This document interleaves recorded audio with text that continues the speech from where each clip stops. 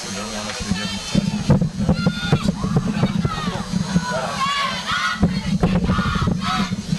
I'll see if they can talk to them. Okay.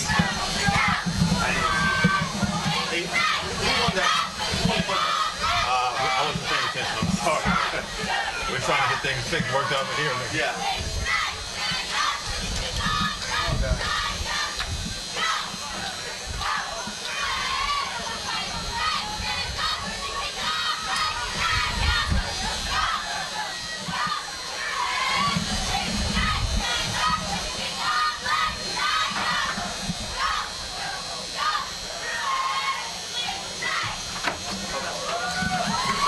They can't talk to us at all? Start. Okay.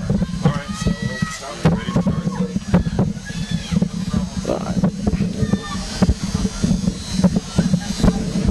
Good evening, ladies and gentlemen, and welcome to Trevor Browne High School for tonight's Friday night football action between the Browne High School Bruins and the Central High Bobcats. Hello, welcome in. I'm Nick Frank alongside Armand Williams.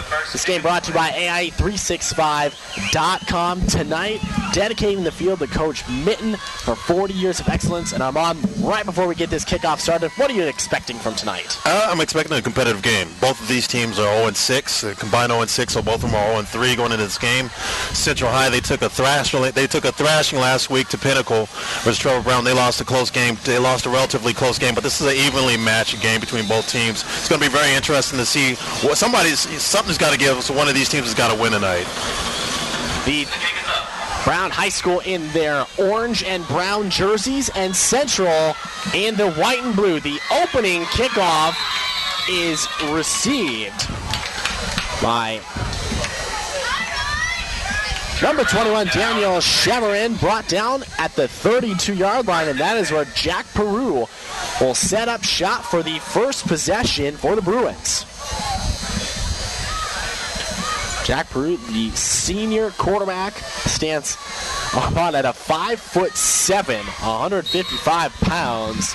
Not the tallest quarterback we've seen. No, certainly not the tallest quarterback. Small in stature, but he's got a lot of heart, and expect to see him, perform at his best level. And he's got to try to get these guys up and got to try to get them off and going early. Peru sets up under center, single back formation. Two wide receivers split out to his right towards the near side of the field. Bruins are going left to right. Man in motion. Peru is going to sprint out right, keep it himself. He's got it out to the 35-yard line where he's wrapped up and tackled by DeAndre Allen. A gain of maybe 3 yards. Yeah, nice tackle by DeAndre Allen. Nice start for Central High School. Trevor Browne, they want to get some momentum. It's important for them to try to get a couple first downs. I think field position is going to factor in heavily in this game. Whoever wins the field position battle and was able to convert turnovers or cause turnovers and convert points is obviously probably going to be a team that winds up winning the game tonight. 2nd and 7, ball on the 35-yard line.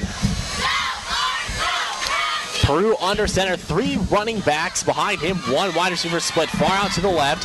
He's going to hand this one off to the up back, who is wrapped up and tackled in the backfield for a loss. First man to get there, looked like it was Christian Porter, makes the tackle, and it's going to be a 3rd and a long 9. And I saw Angel Garcia, the defensive back. He came up from the cornerback position to go ahead and help on that stop. So it shows right off the spot that really Central doesn't really respect Trevor Browne's ability to throw that football. They got their cornerbacks and their safeties creeped up, playing almost 9 in the box. That'll bring up a 3rd and 9.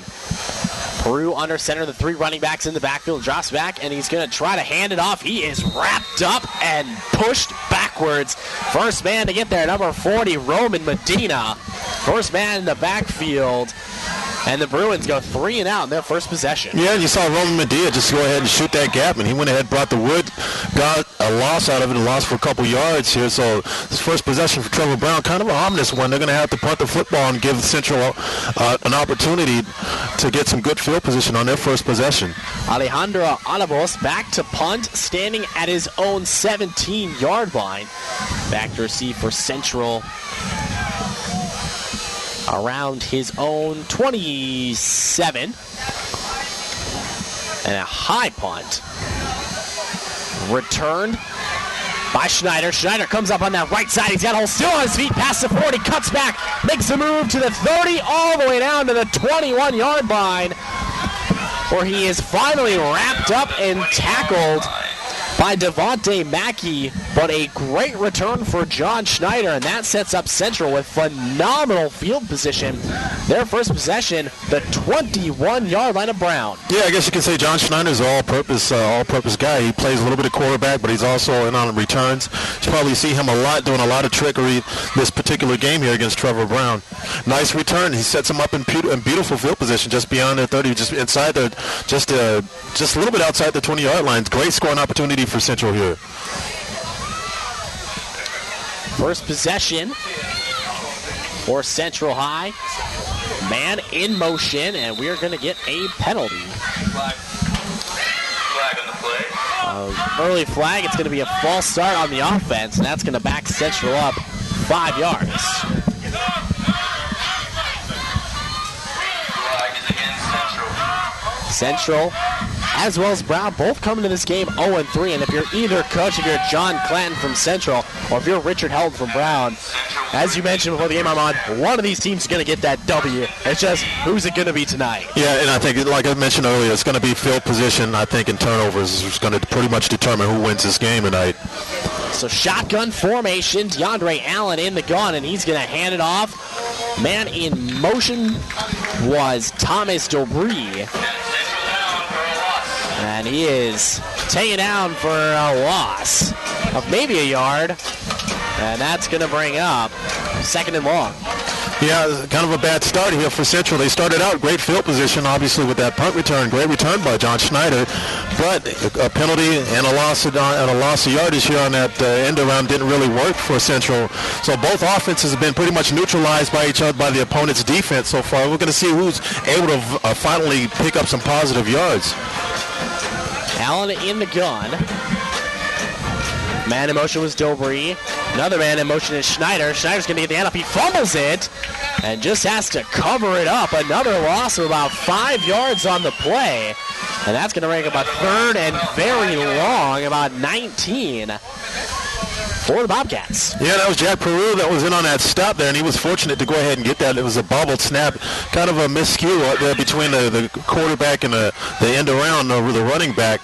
Then a little bit of trickery. It looked like it might be a keep, but probably would have been the benefit of the quarterback to go ahead and tuck that and keep it himself. It looked like he had a little bit of real estate. Instead, tried the handoff. It was a little bit dangerous, and fortunate to get the football back. So that's going to bring up a 3rd and very long for the Bobcats. 8:15 remaining here in the first quarter. Allen is in the shotgun. Man behind him is Dobree. 2 wide receivers split out to each side. Man in motion. And it's going to be a reverse, and Schneider has it. Schneider's got a little bit of room. He cuts back, gets past the 30-yard line, makes a cutback, still on his feet. And he is wrapped up and finally tackled around the 25-yard line. A little extracurricular pushing. We have a flag on the play. Schneider was able to get maybe about 8 yards on the play, well short of the first down. But we'll see who the penalty's on. Yeah, and it was number 31. I don't have as necessarily his number, but 31 actually did a good job trying to contain him. So that's Ricardo Rodriguez. They did a good job turning him back inside. Schneider probably is obviously their best threat. If I was Central, on offense, at least on offensive possessions, I would make sure that Schneider got a lot of the football, because he seems to be the one playmaker that's able to make people miss and really sets his offense in obviously great field position, or gives them the best opportunity to score, to at least to convert some good yardage to pick up first downs. The personal foul was on the Bobcats. It's going to be a late hit. It's going to back them up 15 yards. And that'll bring up 4th down since it was after the play. So the Bobcats, unable to take advantage of phenomenal field position, ended up losing about 18 yards.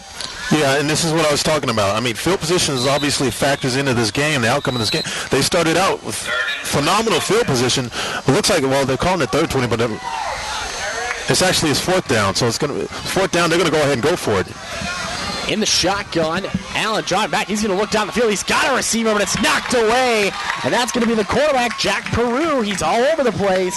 Knocks that one down, and a turnover on down for the Bobcats. Great field position, cannot capitalize, and the Bruins will come out for their second possession. Got great deflection by Jack Peru. If Jack Peru hadn't deflected that ball at the last second, that seam route would have been completed for a touchdown because he was open. But Jack Peru did a nice job playing deep thirds. He came over, was able to go ahead and deflect that from the slot receiver at the last second and prevent a would-be score by Central. It's a very, very interesting call there. They decided to go ahead for it on fourth down. It doesn't pay off, but it doesn't really necessarily hurt them because the ball's right around the 40-yard line, and if their defense can continue to do what they did on the first possession by Trevor Browne and neutralize their ground attack, I think they'll probably be able to get the football back, probably in good field position with Schneider. 7:34 here in the first quarter with Trevor Browne getting their second possession of the game. Jack Peru under center. He's got his big formation in the backfield. 3 running backs behind him. He's going to sprint out left. He's going to hand it off to the up back, who's going to gain about 5 yards. That up back, Isaiah Ochoa. And he's going to pick up about 4. And I'll set up about a 2nd and 6. Yeah, that was the best play so far by Trevor Browne. Ochoa, just a little dive, or straight up the A gap, just a little bit on the left side of the between the center and the center and the left guard. Therefore, a pickup of about 3 yards. Sets up a 2nd and about 6. 2nd and 6 again. 3 running backs behind Peru. And he's going to fake the handoff. He's going to sprint down left, avoids a tackle, tries to get to the edge. He's got it, cuts back, still on his feet somehow. And Jack Peru is able to pick up 7 yards and a first down with some shifty moves. You know, he's really slippery, and he demonstrated it there. That's their best threat for Trevor Browne, is to get him to the outside. If they can go ahead and get him beyond that edge and break the containment of that defense, he's got an opportunity to make some people miss and make something happen with his feet, and that's exactly what he did there to pick up a big first down for Trevor Browne. So first down of the night for either team. So Peru will line up under center again. 3 tailbacks behind him. 2 tight ends split out to each side.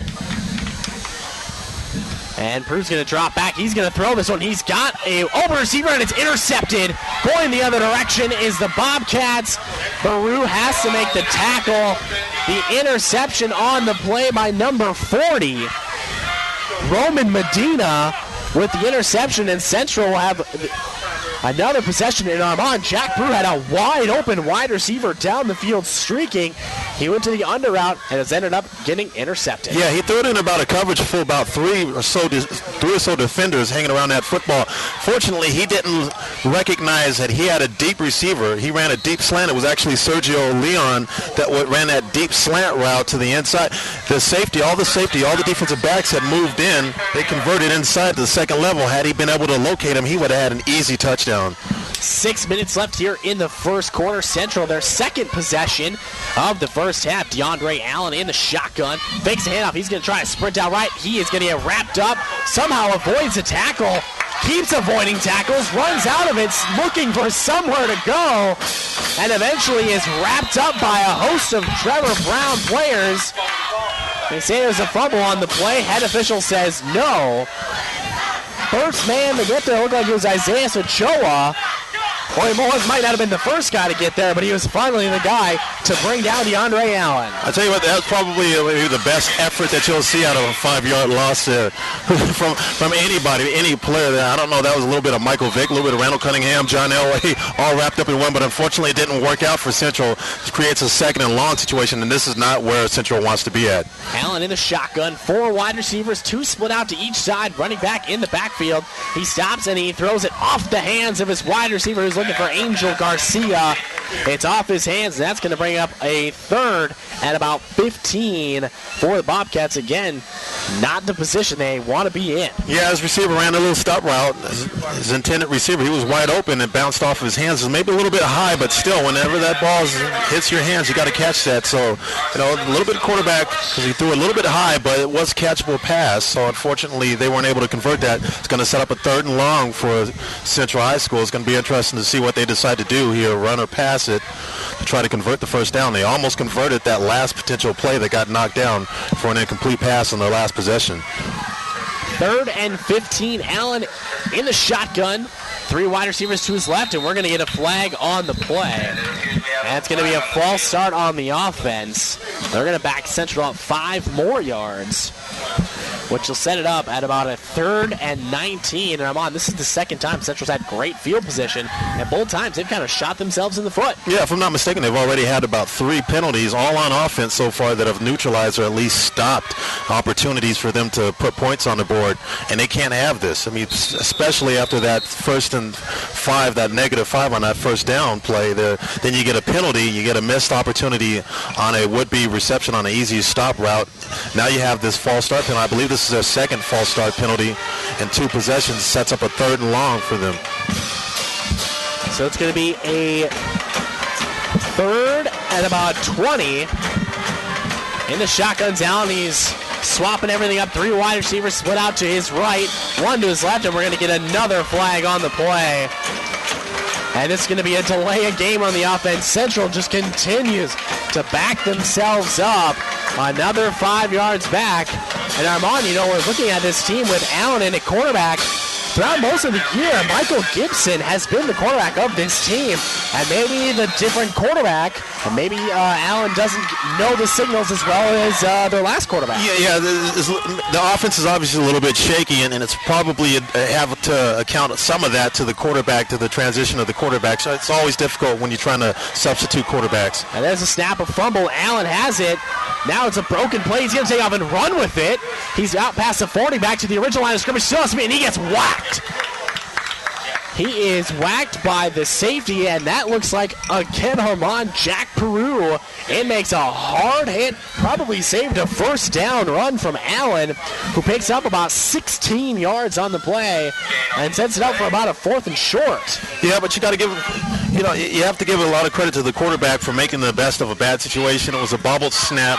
Again, perhaps that might have been on the quarterback not being comfortable back there whenever you have a new quarterback in a system like this. But he did a great job by picking the football up. He dashed, he sprinted to the right side, was able to break containment because of the busted play. Was nearly able to convert a first down. Sets up a 4th and relatively short. And on the previous possession, they went for it, and it was like 4th and 12. So certainly it looks like they're going to go ahead and try to convert this first down here. A 4th and 4. Allen in the shotgun. 2 wide receivers split out to his left, 1 out to the right. 2 running backs in the backfield. The deep running back is Ponce.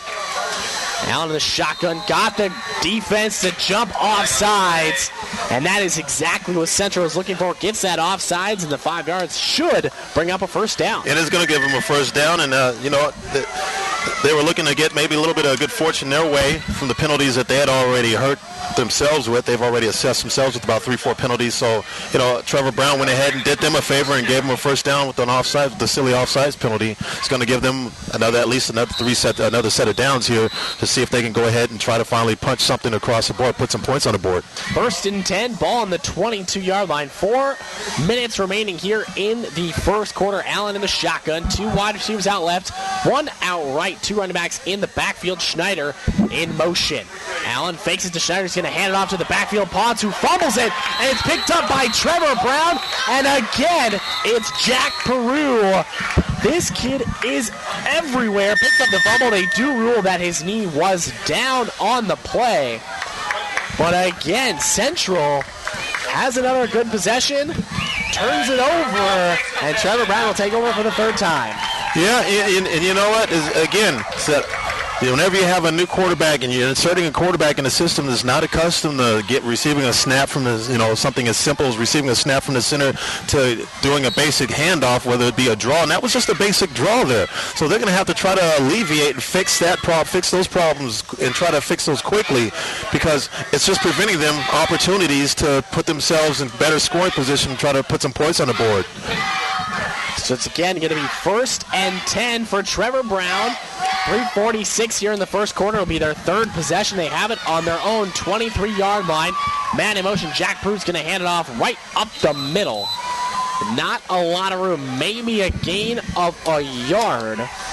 And out there was a Daniel Chavarin. And Chavarin gains maybe a yard.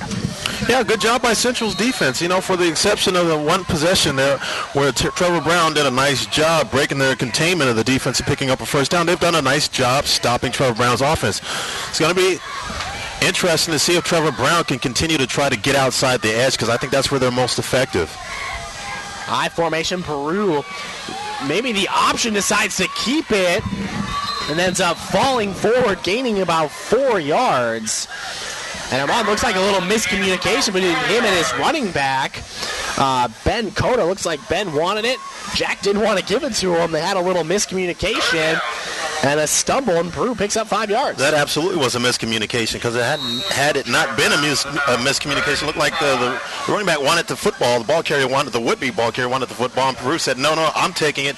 He was able to get it to the outside, pick up some positive yardage, set up a 3rd and short, regardless of the missed opportunity of the botched play. So 3rd and 5. Peru going to hand this one off right up the middle. Running back is wrapped up and tackled as Charvin again picks up maybe a yard on the play.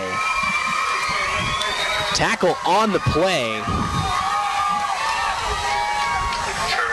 like that was number.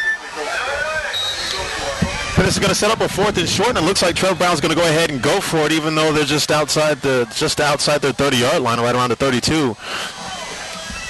This could be a big possession here for Trevor Browne, or it could be a really big turnover on downs for Central if they're able to stop them.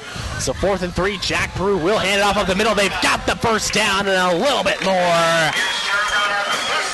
That one was by Isaias Ochoa.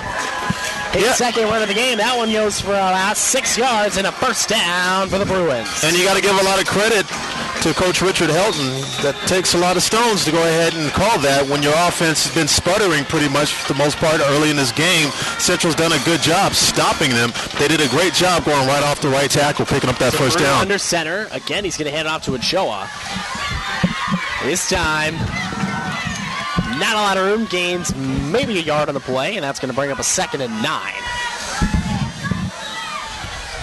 Tackle on the play by Thomas Dobre. 2nd and 8. And Trevor Browne, as we approach 1 minute left in the first quarter, we've only seen him throw the ball maybe once or twice. But I think maybe, you mentioned how they were going for it. Both defenses have been pretty good, being able to stop the run. Peru's going to sprint out left. It's an option, and he's going to keep it. He's going to pick up about 6 yards.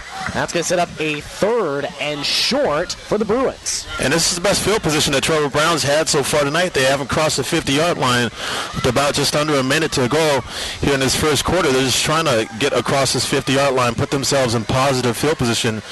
Even if they aren't able to convert this first down, or if they convert it and aren't able to move any further, at least they might be able to pin Central back deep inside their own territory. So it's 3rd and 3. Now for the Bruins, Peru under center, 3 running backs behind him, and there is a flag on the play. And someone on the defense jumped early. Against Central. And that's going to be on Central, and that's going to set up the Bruins with a first down. And as you mentioned, for the first time today, they are in the Bobcats territory. Yeah, and it was Thomas Dobre, who's the linebacker. He was lined up inside the neutral zone. He jumped a little bit and wasn't able to. He got back in bounds, but high school, whenever you go ahead and you cross that plane, they'll go ahead and throw that flag. So 39 seconds left in the first quarter. Peru under center. And we have another whistle and another flag, and now they're going to, 5 yards they just gained, back them up. A false start on the offense. And that's going to set up the Bruins with a 1st and long. And just as they had gotten into Bobcat territory, just as quickly they're out of it. And they get right back beyond that 50-yard line. And these are penalties that both of these teams are going to have to try to correct, because these are unforced errors. You can't have unforced errors. It's one thing to have a holding penalty or maybe a block behind the back, but when you have false starts or offsides penalties, that just absolutely, you can't have that. Peru under center. He's going to hand this one off up the middle to Chavarin. Chavarin gains about 3 yards.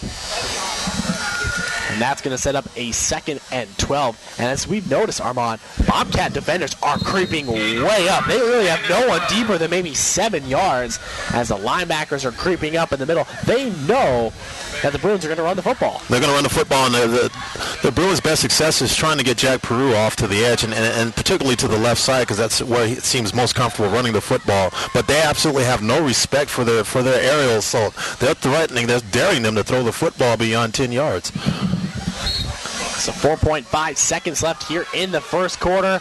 Bobcats showing blitz as everyone creeps up. Peru with a play action, scrambles around, looks for somewhere to go, gets a nice block.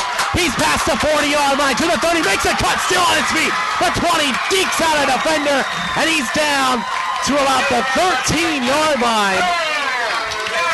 Jack Peru still down on the play, but a 35-yard run for Jack Peru, a broken play. As a play action, they were finally going to try to set up a pass play. Got a couple big blocks, made a couple big deets, and Jack Peru gets all the way down to about the 13-yard line. Yeah, and it was Brando Ponce that was able to go ahead and make the stop and prevent the touchdown. And right now, Jack Peru is on the ground. He's slow to get up, but he hobbles off to the sideline with no time left in the first half. Great pickup by Trevor Browne. Sets him up in a real scoring position. The end of the first quarter in the books. No one scores. We have a 0-0 tie between the Central Bobcats and the Trevor Browne High Bruins. Arizona Sports Preps 365. Be sure to join us every Saturday morning from 9 to 11 for Arizona Sports Preps 365. It's the only show of its kind in the Valley, talking about high school sports and the stories and topics that affect high school students and athletes each week. Go beyond the scores and stats every Saturday only on Arizona Sports 620, Arizona Sports Preps 365. So first quarter in the books, Armand, we didn't really see a lot of offense in this one. Not a lot going on. Neither offense really could get things going. We saw Jack Peru rushing offensively, really got it going towards the end of that first quarter, but neither team able to do anything as the defenses were able to shut down. Both teams really felt comfortable going for it on fourth down. We saw Central's defense creep up, and we saw a play action from Trevor Browne. Maybe that could be open a little more in this game as to play action, especially for Trevor Browne with those Bobcats defenders creeping in. Yeah, they're creeping in a lot, and when you creep in like that and you have an athletic quarterback like Trevor Browne does, now that gives him opportunity to break containment. When he's able to break contain, because those guys are so sucked up into the tackle box, and they're inside the tackle box, so really only one guy trying to contain them. If he's able to break that contain, he can do a lot of dangerous things with his legs, and he demonstrated it on that last possession or that last play. Sets him up in great scoring position just inside their 15-yard line. So that'll set the Bruins up. First play is a handoff to Ochoa, and he goes 3 yards backwards. 3 yards backwards, pushing him back to about the 15-yard line. It's going to be second and long. Yeah, and they brought in a new quarterback. They brought in number 43 there to go ahead and run that play off on offense. But they're going to go ahead and reinsert the starting quarterback. Looks like he's going to be okay to return to the game. He had to sit out one play. So Peru back in the game after the first down loss. Bruins in their best field position tonight on the 15-yard line of the Bobcats. Peru under center, one wide receiver split far out to the right. He's got his 3 running backs behind him in a big formation, and a flag on the play. We're going to get a delay of game. Another penalty. Farmers Insurance is proud to be part of the Phoenix community and a longtime partner of the Arizona Interscholastic Association. Since 1928, Farmers has served communities and provided superior service to millions of customers. See how your knowledgeable local farmers agent can save you money. Call 1-800-FARMERS or visit farmers.com. That's 1-800-FARMERS or farmers.com. We are insurance. We are farmers. Jack Peru with a sprint out. He's got some room to the 20. Makes a deep, gets behind goal. Defenders at 10 to 5. Touchdown, Jack Peru. The play action sprint out. We mentioned it, Armand, that he was going to do that eventually. The sprint out works again, and he scampers in from 20 yards. And again, where does he attack. They attack the left side of that defense. They found something, a weakness there, perhaps within that secondary, that cornerback, that safety. They're not coming up, or they're easily allowing the running back, Jack Browne, to break contain as he did there, as he had started to do in the middle part and the latter part of that first quarter there. But that time, he was able to go ahead, break contain, cut back against the grain, make the defender miss, and finally punch the football into the end zone for their first score here, trying to go up 7-0. The extra point is up and good. It is 7-0 Bruins of Trevor Browne High with 10:55 remaining here in the first half. And Armand, we just saw a touchdown for Trevor Browne. Now, what is Central going to have to do to respond? Because we haven't seen a lot from them offensively either. No, we haven't. I think they're going to have to try to attack with their best player. And we know their best player is Schneider. Schneider's obviously their best player on offense. They're going to have to try to get him the football, put him in situations where he can go ahead and take advantage of the Trevor Browne defense, make a few guys miss, because he seemed to be the one shining stellar spark for Central High. And see if they can go ahead and convert some first downs, get across the 50-yard line, put themselves in good scoring position. At least try to play field position, but they got to try to answer this.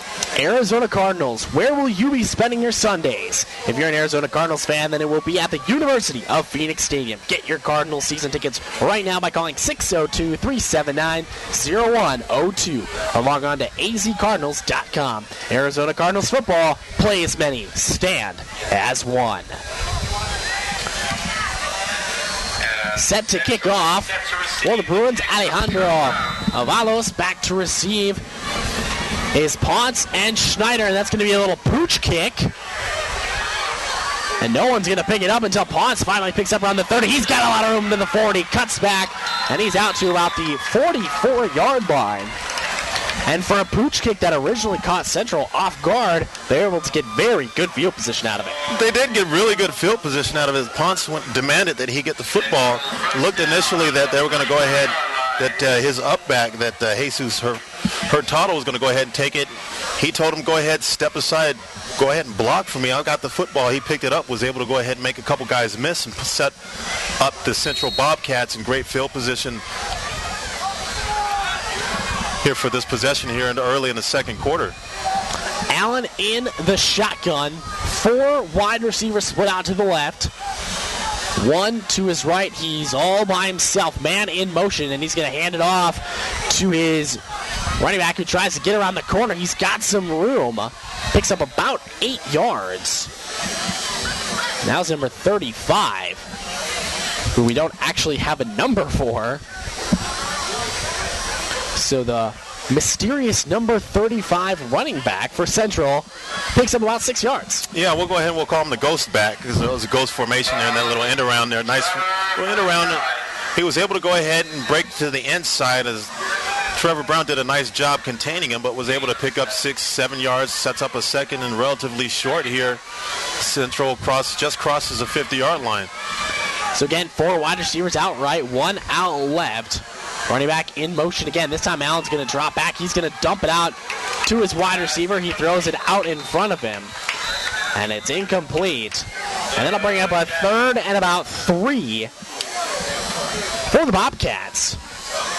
Yeah, and again, that was just some inexperience there by DeAndre Allen. He had an opportunity to convert that. Had he put just a little bit more touch on it, he probably would have converted that and would have been able to pick up the first down, because that ghost back, when sprinted to the right side, he had nobody really covering him. I didn't see a cornerback, or I didn't see a defensive back or a linebacker really guarding him. He was been able to pick that up, maybe got some additional yards, perhaps inside the 40-yard line, but instead it sets up a 3rd and short for Central, and they're not accustomed, they're not comfortable. They haven't looked comfortable at all so far tonight throwing the football.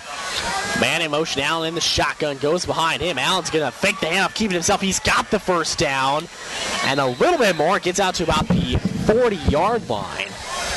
Gain of about 8 yards on the play, as Allen picks up the first down. Nice job by Allen, just the play action with the play fake. He goes in, it's a quarterback read there. He read it well, was able to go ahead and get to the left side, just off the left tackle, pick up the first down, extend his drive for Central. So quickly to the line are the Bobcats. They have a 1st and 10 at the 40-yard line of Trevor Browne. Allen in the shotgun with Schneider standing right behind him. Man in motion, and he's going to hand this one off up the middle. Nowhere to go, as the running back is picked up and shoved backwards. Yeah, Trevor Browne, they were stacked. Again, you had that read quarterback option. He made the wrong read there. He should have went ahead and tucked it himself and ran to the right, just off the right tackle, but instead he went ahead and handed it off to his running back, and he ran into what you call a pile of bullies. They went ahead and were stacked side there pretty heavily, made sure that they weren't going to allow them to run anything inside the tackle box. Allen in the shotgun, 3 split out right, 1 out left. He's going to look to pass. Still going to pass. Looking for his wide receiver. Now he's going to take off and run with it. Picks up a couple yards and ducks out of bounds. Gains about 6 yards on the play. And that's going to set up the Bobcats with a 3rd and about 5. As Allen looked to throw, didn't see him when he opened. Smartly tucked it and picked up about 6 yards. And, I don't think his intent was to throw the football at all. He just simply wanted to go ahead and get that defender or that defensive back, the linebacker, to go ahead and turn his back to look up the receiver, and once he did that, he went ahead and tucked the football. If I was the defensive coordinator on Trevor Browne's defense team, I would tell him, don't even, dare him to throw the football. Go ahead and continue to key that quarterback, because he hasn't thrown the football effectively at all so far tonight. So Allen in the shotgun, drops back, and he's going to throw right down the middle. He had an open wide receiver, but an off-target throw will bring up a 4th down. His intended wide receiver, Brando Ponce. And Armand, his wide receiver was wide open. He just missed him. Yeah, and there's a couple times that DeAndre Allen has had trouble locating his intended receivers there. He would have easily been able to convert that 1st down, but he threw it behind him. Again, this is just something when you have a new quarterback inserted into a system like this, I'm sure there's a lot of stress on him, a situation that he's not accustomed to. He's got to get used to running the offense and hitting his receivers on time. Timeout taken by Central High School with 8:51 left here in the 2nd quarter. Valley Toyota Dealers. Your Valley Toyota dealers are proud to be supporting partners of the AIA for another year. When you're ready to buy a new or used car or truck, be sure and head to your Valley Toyota Dealers. Check out their incredible clearance sale deals going on right now through this Labor Day weekend at your local Valley Toyota Dealers. So a timeout here from Central. They have about a 4th and 5 on the 35-yard line of Trevor Browne. And Armand, we haven't seen a lot of confidence throwing the football for Central. We've seen Allen sprint out a couple times and pick up a 1st down. Do you think that's kind of the angle they're going to take here on this 4th down? Yeah, I think they're going to go ahead and run some type of quarterback read. That's been some kind of quarterback read off the option. That's been their best offensively, where they've had the most success. But beyond that, they really haven't had much. I'd say other than that, probably try to sprint him to the outside, see if he can break containment. But they have had no success throwing the football. So far, they hasn't completed a pass. So 4th and 4, 8:51 remaining here in the 1st half. The Bruins lead the Bobcats 7-0.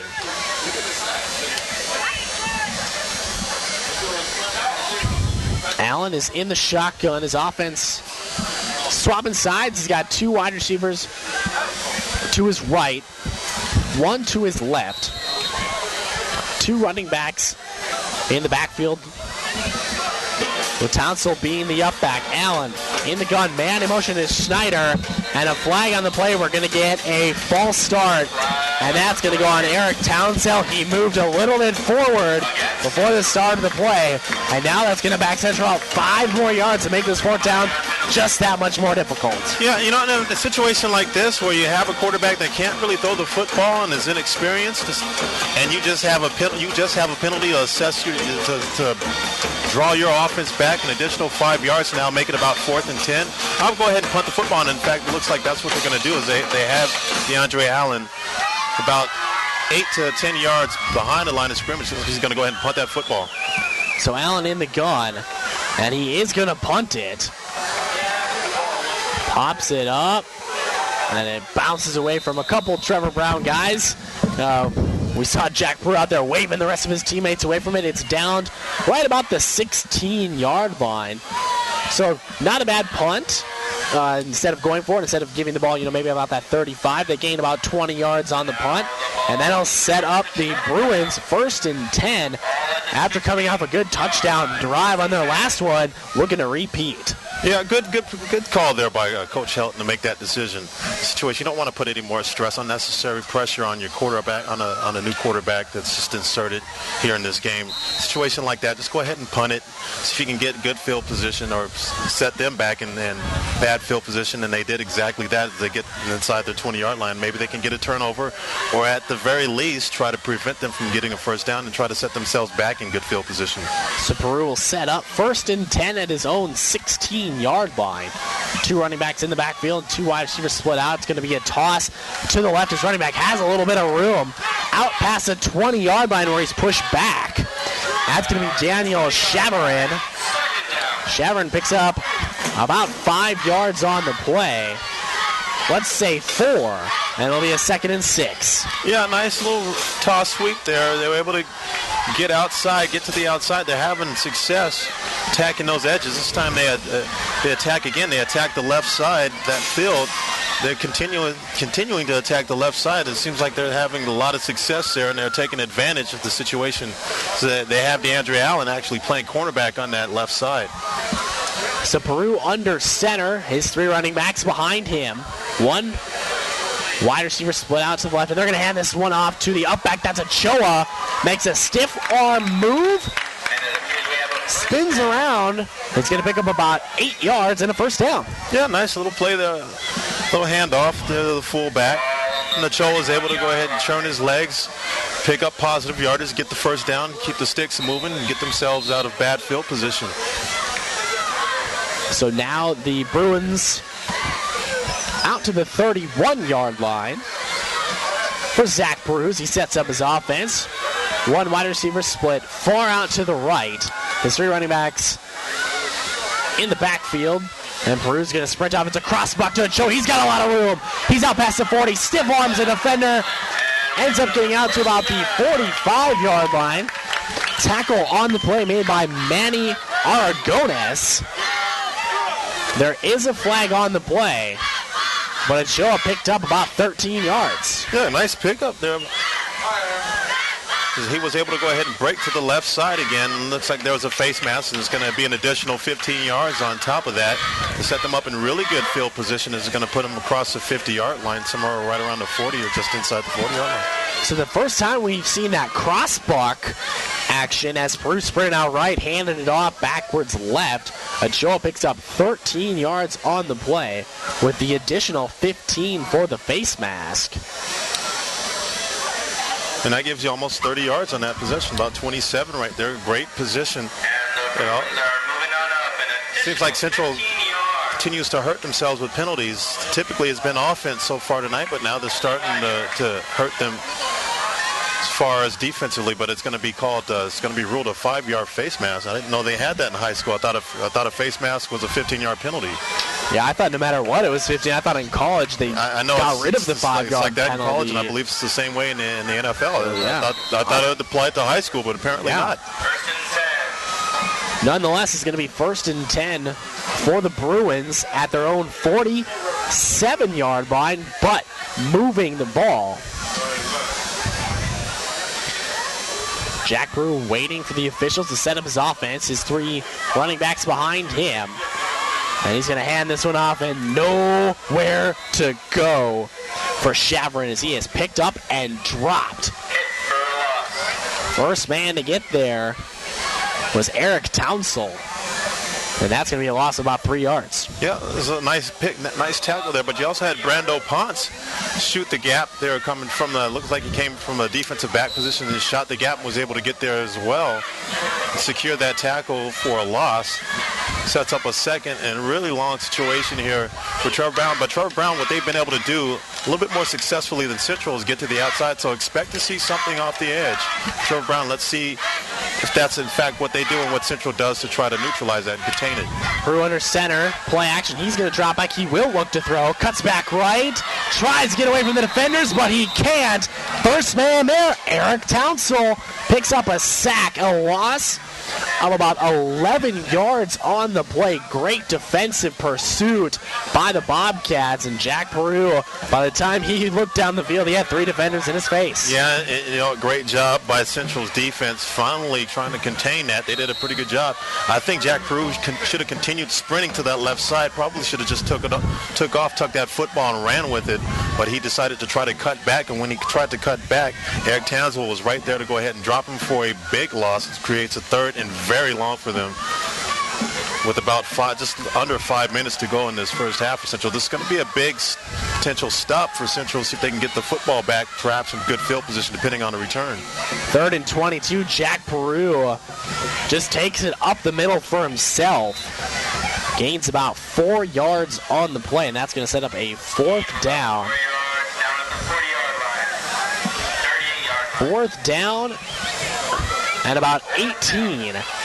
And out will trot the punt team for the Bruins.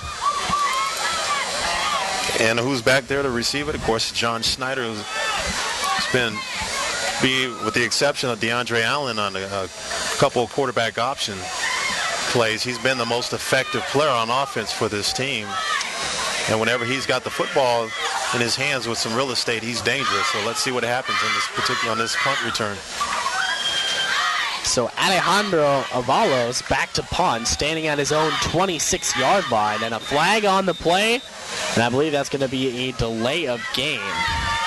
It is. And that's going to back up the Bruins even more, another 5 yards. And as you mentioned, Armand, just boneheaded penalties, false starts, delay of games, just a lack of focus. Yeah, these are things that are so correctable, and you shouldn't have these mistakes like this, especially this point in the season. I can understand it early in the season, but they're already into their 4th game. Both these teams should have this under control. Good snap. The punt is off to the left. That's going to go out of bounds. Right at the 42-yard line. So maybe a net change of about 20 yards. And Armand, with penalties like that, maybe we see why both these teams are 0-3. Yeah, well, both of these teams obviously came in here struggling, and when you have penalties and you have mistakes like both of them have made, and botched opportunities, you can see certainly why they're combined 0-6. But like we said, something's got to give. I mean, so far, Trevor Browne, they've made the most of their situations. They've taken advantage of fortunate or fortuitous situations for them as far as field position, and then Central, they just haven't been able to take advantage so far. But this has been pretty much what I've expected to this point. Pretty evenly matched game.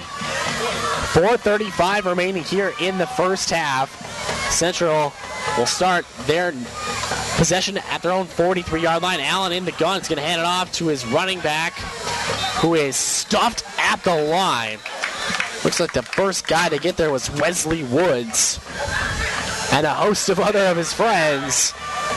No gain on the play. And with Trevor Browne stacking the tackle box as much as they are, same way Central's doing it defensively, I don't understand why Central's not trying to attack the perimeter, trying to get to the outside, and especially try to get the ball in John Schneider's hands.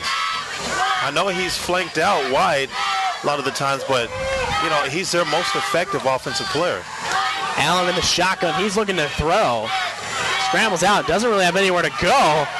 Tries to roll around, and he is wrapped up, fumbled, and sacked. First man there, number 24, Daniel Sanchez on the sack. And Allen just looked confused on the play, rolled right, tried to spin around left, and all he saw was Daniel Sanchez. Yeah, and he's kind of running around like a chicken with his head cut off. And I tell you what he was looking for. He was looking for John Schneider. John Schneider was actually, he was flanked out. He was they were in trips to the far side of the field. He was actually held. He was grabbed and held. I saw a cloth grab, but the officials didn't throw the flag. So that's the reason why DeAndre Allen was running around like a chicken with his head cut off, fumbled the football, and was fortunate to get it back, but sets up a 3rd and long situation for them. 3rd and 18, Allen in the shotgun again. Now he's looking down the field. The ball is tipped and off the hands of his wide receivers, Angel Garcia. And that'll bring up about a 4th and 17. And I would imagine in this situation, Central will most likely punt. Yeah, they're in a situation they're going to have to punt the football, and you had opportunities there. Pretty good field position off that after that penalty by Trevor Browne and a bad punt. them up right around the 40-yard line, but they lose yards in this critical situation for Central, and they're going to be forced to punt the football back to Trevor Browne with a little bit of time left. Maybe Trevor Browne can get good field position off this punt return, maybe set them up for another scoring possession. So Allen is the man to punt. Punt's a wobbly one. That's going to get a very good very good Central bounce. And it's picked up about the 29-yard line. And that is where Trevor Browne will set up shop with 2:57 left here in the first half. AIA 365 Friday night wrap-up show. Get all the scores first and catch coach and player interviews only on the AIA365.com. Friday night wrap-up show. It's 2 hours of non-stop game coverage and recaps. Tune in to AM 860 for all the breakdown, stats, and big plays every Friday night at 9:30 AM 860 for the AIA Friday night wrap-up show. So first and 10 for Trevor Browne. 2:57 left here in the first half. Jack Peru under center. And he's going to hand off to his up back, who is picked up and stopped. Nowhere to go. Number 55, Felipe Fifatia, the first man to meet Sharif Cooper. And Cooper loses about 2 yards. And again, you got Central stacking that box. You have about 8, nine, literally about 9 people in that box, because you have your safeties that are creeped up. And in addition to that, you have a corner that's just off the edge, about 5 yards off the edge. So they're threatening Trevor Browne to throw the football. But Trevor Browne has done a great job breaking containment. And whenever they've been able to break containment, they've been able to make plays and pick up big positive yards, big chunks of yardage. Second and 12, Peru under center. And he's gonna keep it himself, sprinting out right. He's got nowhere to go. As he loses another 2 yards. Loss of 2 yards. Third down. That'll bring him a third down on the play. Yeah, and they decided to go ahead and call timeout, and that's exactly what I thought Central would do. They have 2 timeouts remaining here in this first half. They're able to go ahead and stop the clock. Now the clock is still moving. They finally stopped it, but they're going to have to put about 15, maybe 20 seconds on that clock. So it looked like they stopped it with about a minute and 50-something seconds to go, a minute 49 maybe, and it's about a minute 38. As you mentioned, a timeout for Central, their second. And this is going to set up a third and long situation for Trevor Browne to try to pick up this first down. If they're not able to pick it up, they can call another timeout. I would think that Trevor Browne isn't going to try to throw the football, because if it's an incomplete pass, then they're going to go ahead and not have to. Central's not going to have to call a timeout. They're going to get the football back, might be able to get it within scoring position beyond the 50-yard line. Then who knows what that might be able to happen for Central. Grand Canyon University. Ready to finish your college degree? Then transfer to Grand Canyon University. Choose from degrees in business, liberal arts and sciences, fine arts, education, and healthcare. Contact us today for your personal transfer plan, detailed course schedule, and scholarship opportunities. Visit transfer to GCU.com. Grand Canyon University. So 1:38 left here in the first half. 7-0 Bruins. The only touchdown of the day was a Jack Peru 20-yard touchdown run at about 11 minutes here in the second quarter. So very early in this second quarter, the only touchdown of the game. Jack Peru really the only offense for either team, as he has about 78 yards rushing and a touchdown. Really the only offensive stat, man, that we have tonight. Yeah, it shows you that both teams have lackluster offenses. Both of them have obviously struggled against each other, and they've struggled all season long, and it certainly shows going up against each other tonight. But as you mentioned, Jack Peru is the best threat offensively on that football field for either team. But it's third and long for Trevor Browne. I don't think they want to throw the football. They potentially stop the clock, giving Central another timeout, or let them preserve their final timeout. And whenever you have John Schneider, who's obviously the Central's best offensive threat, to get the football in his hands, he might be able to do something special with that football. But for Central, they definitely want to try to prevent them from getting the first down. Trevor Browne, you got to make sure if you don't want to throw the football. I don't think they want to throw the football. But then if you do run it, don't run it out of bounds. Continue to try to eat clock and force Central to call that final timeout. And it looks as though they did add 20 seconds to the game clock. So it's reset to 1:58. 3rd and 14 for the Bruins at their own 25-yard line. As Jack Browne gets ready to set up his offense. And the only other thing you got to guard against if you're Trevor Browne is ball possession. Do not turn that football over. So Jack Browne with one wide receiver split all the way out to the left. His 3 running backs is in a pistol-style formation. It's going to be a sprint out to his left. He's got some blockers, gets out past the 30, out to about the 35-yard line. As Browne picks up about 15 yards on the play. Well, that'll bring up a 4th down. And it looks as though Central called their 3rd and final timeout. And again, they attacked the left side. Just sprinting Jack Browne out to that left side. It was just a quarterback sweep. He did a good job. They did a good job blocking. And again, they had DeAndre Lewis, Central's starting quarterback, and they're starting also their cornerback on defense on that right side of the football field. Whenever they have him lined up wide to the outside there on the cornerback position, when they seem to try to take advantage of running the football, running Jack Browne towards his side defensively, because I think that's where they feel that he's inadequate. He's inadequate perhaps as a defensive tackler. He might be good as far as a cover cornerback, but he's had his issues tonight at least as far as coming up and making the play. So 1:43 remaining here in the first half. The Bruins lead it 7-0 on the night where the Bruins dedicated their field to Coach Bill Mitten. 40 years of dedication. So Trevor Browne will come out here on 4th down. Let's see if they decide to go for it. They are only on their own 35-yard line.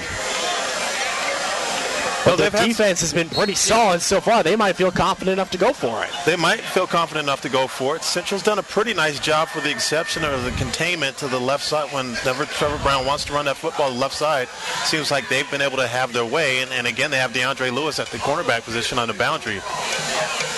And they will go for it. And Jack will keep it up the middle. He's still on his feet. Somehow got away from the tackle. He's out past up 50. Stiff arms the defender. And a shifty run from Jack Browne. He gets into Central territory. All the way down to about the 43-yard line. And how about that, Armand? In what looked like a situation where Central is going to get the ball back, Jack Browne ends up scampering, picks up a 1st down, and now Trevor Browne could potentially score. Yeah, it was a situation where you have to wrap up and secure that tackle and allow the rest of your defenders to go ahead and help out. But unfortunately for Central, they weren't able to wrap up and secure that tackle. Jack Browne is very slippery. He's shown himself to be very slippery. He was able to slip out of that tackle to the right side. This time, instead of attacking the left side, he went and attacked the right side just inside the tackle box when he's had his best success getting to the outside. This time he was able to pick up the 1st down. Nonetheless, continue the possession here. And Central's out of timeout, so they're not going to be able to stop the clock. That timeout taken by Trevor Browne, as they're now set up 1st and 10 at their own, or at Central's 43-yard line. That 21-yard run puts Jack Browne over 100 yards rushing here in the first half. He's got a touchdown.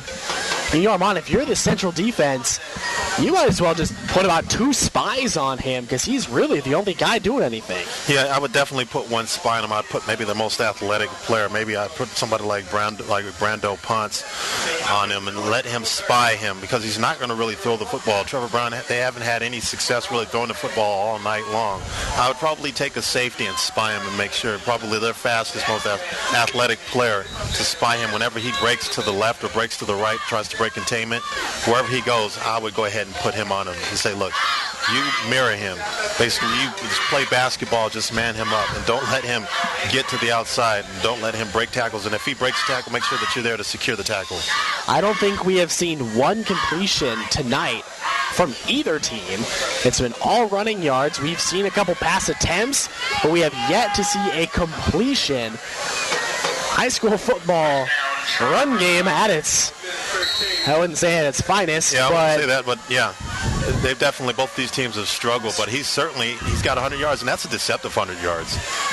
So Jack Brew's going to hand this one off to his up back, who's wrapped up and tackled. That's Cheverin, who had nowhere to go. Loses about 5 yards. Well, the officials are going to spot it about 2 yards. We'll give him forward progress. Under a minute remaining here in the first half, as Brew brings the play into the huddle. And we'll see if Trevor Browne is just content with this 7-0 lead going into half. And Nick, that's something important. You just mentioned it, that they don't have to try to convert a first down. They can go ahead and run this football out. They can go ahead and run the clock out. So Brew in the shotgun, a little crossbuck action to Ochoa. Ochoa's got a block, gets to the outside, down past about the 41-yard line. Picks up about 6 yards on the play, and Trevor Browne's going to take a timeout with 22.8 seconds left. A third and about 6. They have one timeout left, but 40 yards to go, and for a team who hasn't been able to throw the ball, what are you kind of looking for in this situation? I'm looking for some more trickery. That was a nice little misdirectional play there to Ochoa. Ochoa just didn't have the speed to get to the outside, to get out of bounds, or to try to pick up the first down, but nice little misdirection play for them. Got positive yards to go ahead and negate the negative yards that they had in that first down. Sets them up with relatively not makeable third down, what I would say for Trevor Browne. I mean, it's still third and long, about 3rd and 6, maybe 7 yards, but it's going to be interesting to decide what it's going to be interesting to see what they decide to do. But my guess is they're going to try to get their best player, which is obviously Jack Peru, get him to the outside and let him create probably with his feet. So it's 3rd and 7, ball on the 40-yard line of Central. Trevor Browne high with a 7-0 lead with 22.8 seconds left here in the first half. One wide receiver split far out to the right. That's Jesus Hurtado. Jack Brew under center. He's got a wing running back split out left. One split out right. One offset to the left behind him. Man in motion. He's going to hand off to his up back, who makes a spinning move past the first down marker down to the 26-yard line, and that's Cheverin 26-yard line, Trevor Browne. with a gain of about 10 yards on the play. Clock stops on the first down, and Trevor Browne is going to call a timeout. That's their final of the first half. So now they're set up at the 27-yard line.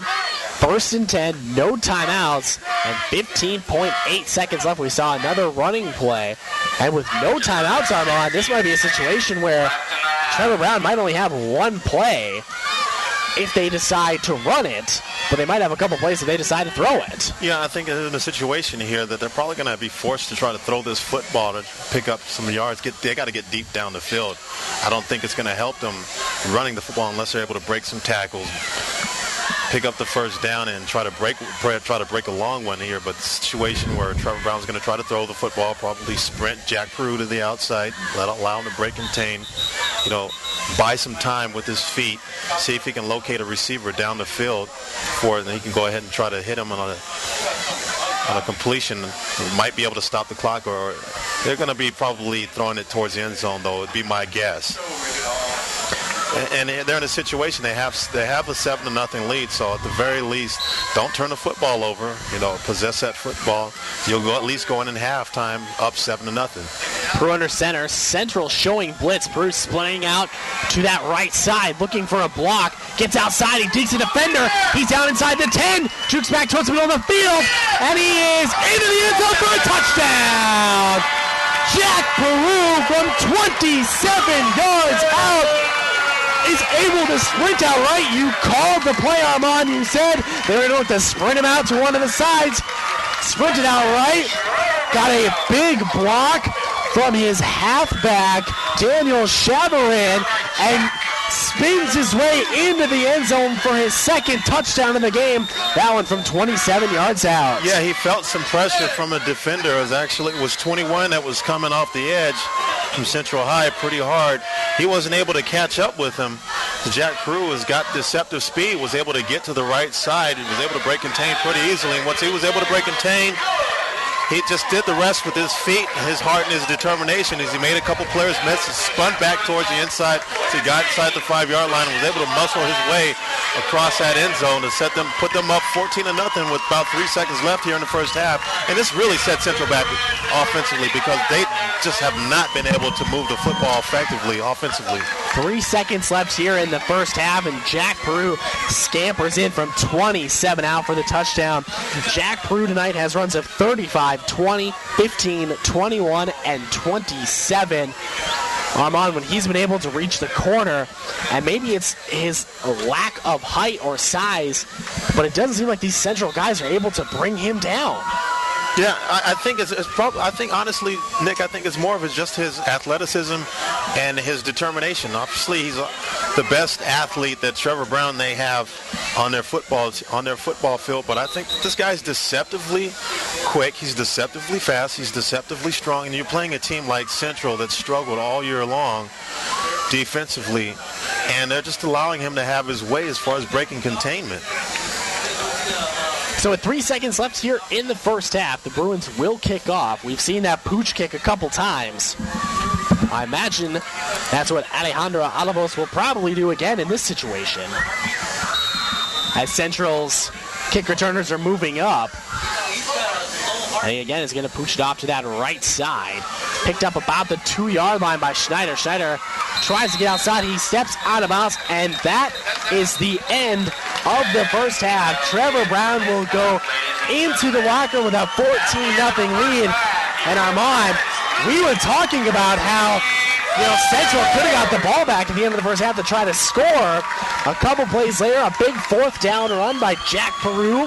And how about a 27-yard scamper? And the Bruins go to the 14-0 lead. Kind of talk about how well the Bruins, we saw a lot of a lack of offense, unless your name is Jack Peru. Yeah, it's been all Jack Peru as far as Trevor Browne is concerned, and they're just perfectly fine with that. I'm sure they'll go ahead and have that. They're more than comfortable having it be all Jack Peru because he's done it all with his legs. They haven't thrown the football effectively at all, but for Central, they haven't been able to stop him from getting to the outside. He's been able to have his way with breaking their containment. And then as far as Central's concerned offensively, they just have not been able to generate enough on offense with their quarterback that they've just inserted into this game because of injury, DeAndre Allen. He's had difficulties locating his receivers. He's been off target all night long.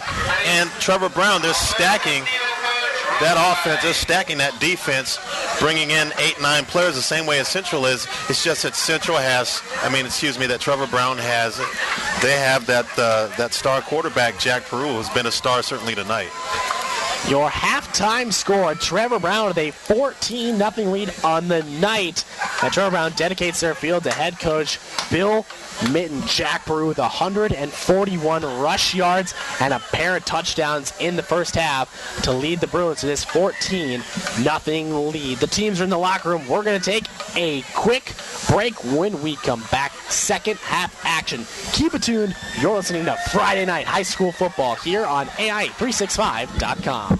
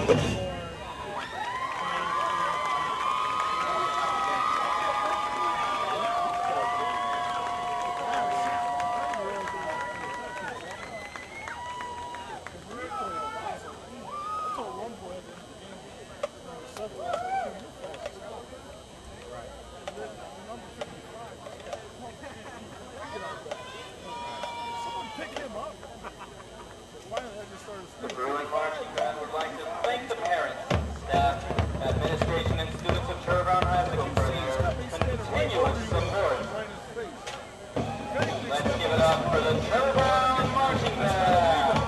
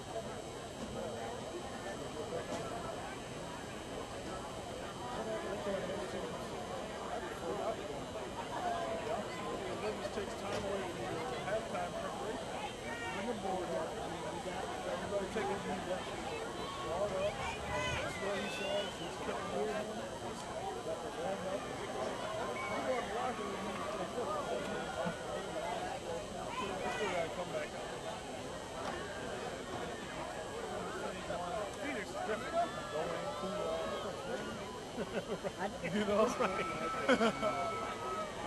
What a bathroom. In New York, it feels like this. That's the Friday. The high school I played at, we were in high school on Saturday. Every Saturday at 1 o'clock. This was good because we were the only team playing. Coach knew what he was doing. We still got that tradition. He knew what he was doing because we had players.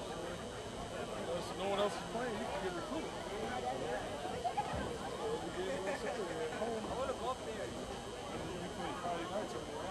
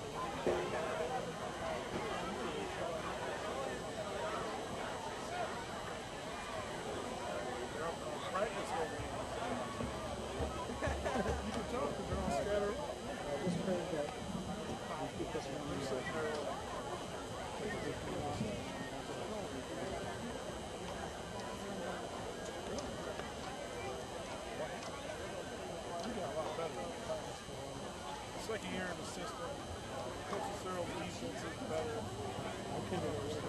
Last year he did like a 43.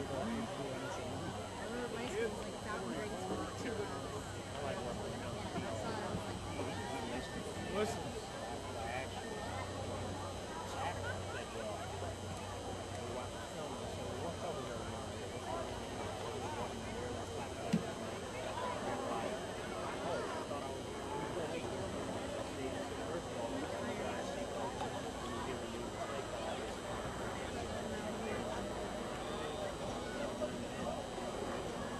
All these signals will win back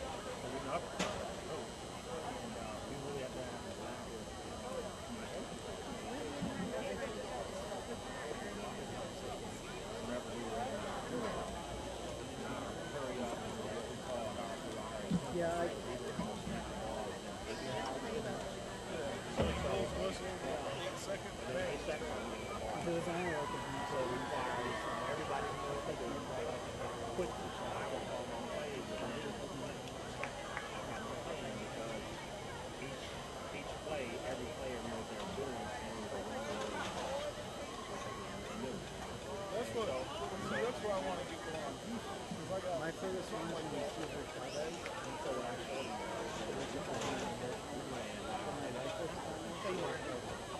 I pick my kids up from school and we ran our 80s and 90s. All the 80s series, my son's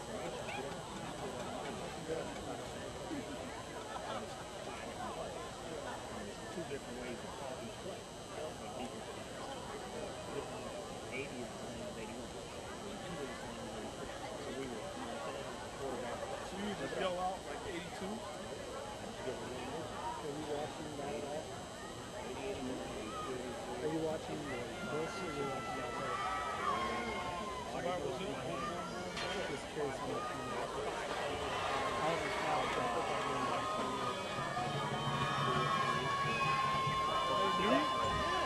They knew. That's what, the thing about that is, I coach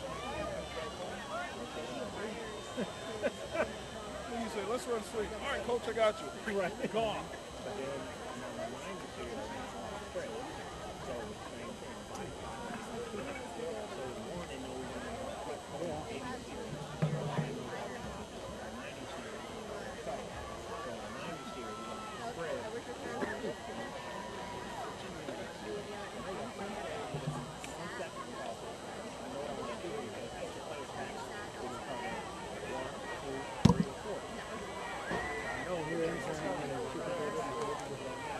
Will they be on the line of scrimmage? Look over. So the defense is lined up. You They're look. scrambling, and all my teams are Lined up. They get it. There's that takes some practice. Yeah.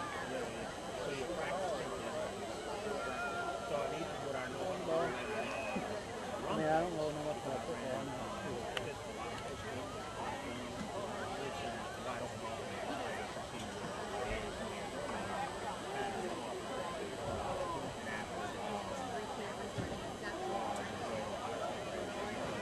That's hilarious.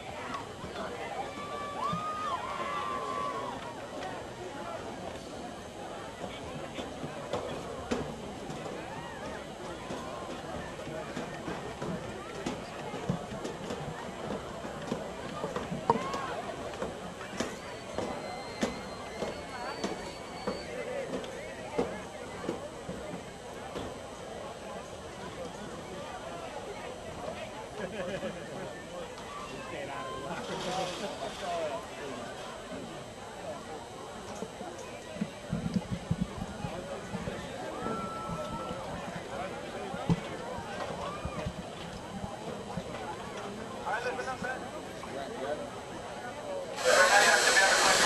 Welcome back. Second half action here at Trevor Browne High School, where the Bruins of Trevor Browne lead the Bobcats of Central High School 14-0.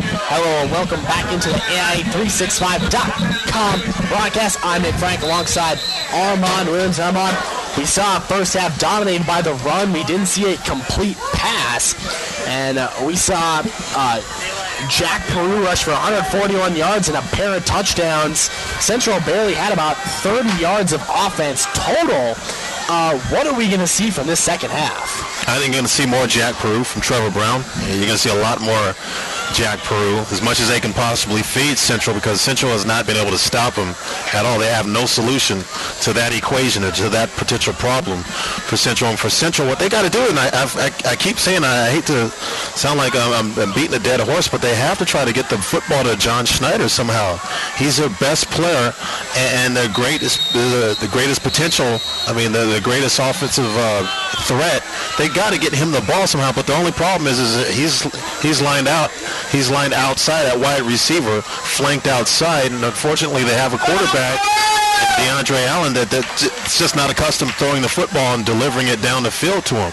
Had he been in a situation where he has his regular starting quarterback that's maybe more comfortable, maybe more competent throwing the football to him, he may have been more of a factor in this game so far. But they got to run something like end arounds, reverses, find some creative ways to get him the football, because he's their best threat and their best potential scoring, threat that they have for Central. If you're just joining us, the Trevor Browne Bruins are in the orange and brown, and the Bobcats are in white and black. The opening kickoff to start the second half, picked up by Schneider. Schneider gets his way out of a tackle, cuts it all the way back across the field to the 40, cuts back, tries to stay on his feet, spins out of a couple more tackles, and he is eventually wrapped up and taken down by Aaron Moreno. Schneider picked it up at about the 35, ran all the way across the field, tried to cut it back, gained maybe only about 5 yards on the return. Looked like a lot longer, but a lot of effort for only 5 yards. Yeah, he puts in a lot of effort. He's the most shiftiest, probably the most craftiest offensive player as far as their skill position player. And they got to continue to try to give him the football, because he seems like to be the guy that's able to potentially make a big play happen, maybe make one or two guys miss, and is able to convert that and bust it to a long game. And a face mask on the defense will give Central an added 15 yards. And so the Bobcats will start their first possession of the second half in Trevor Browne territory at the 45-yard line. So a big penalty here to start the second half. So there you go, Nick. Even when John Schneider isn't able to pick up a lot of yards, he forces Trevor Browne to get a face mask penalty, the 15-yard variety, and because of that, they're able to go ahead and start off in good field position. Arguably the best field position that they've had so far this first half, with the exception of maybe one possession. So a couple whistles on the play. We're just trying to really figure out what's going on. And DeAndre Allen back out on the field for the Bobcats, as he's in the shotgun with 4 wide receivers, 2 split out to each side. Schneider in the backfield with him, as we are still waiting. And we are waiting on the grounds crew, or the line crew, on the far side of the field. Maybe a broken chain link on our first down markers on the far side of the field. So even the markers are struggling tonight. AIA365.com. Be sure and check out our season broadcast schedule and see if we're coming to your school.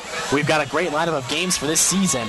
Rivalries are what makes high school sports so exciting. And next Friday night, we've got one that's still young but growing rapidly. We head to the Northwest Valley for the showdown between Liberty and Sunrise Mountain. There will be a very special event coverage for this game beginning at 6:30. And we'll be getting assistance from the students at both schools. This will be a classic. In our other matchups, we have Tempe heading to Washington for a matchup against the Rams. Coverage begins at 7 every Friday night on AIA365.com. A new season, but the same great coverage every Friday night on AIA365.com.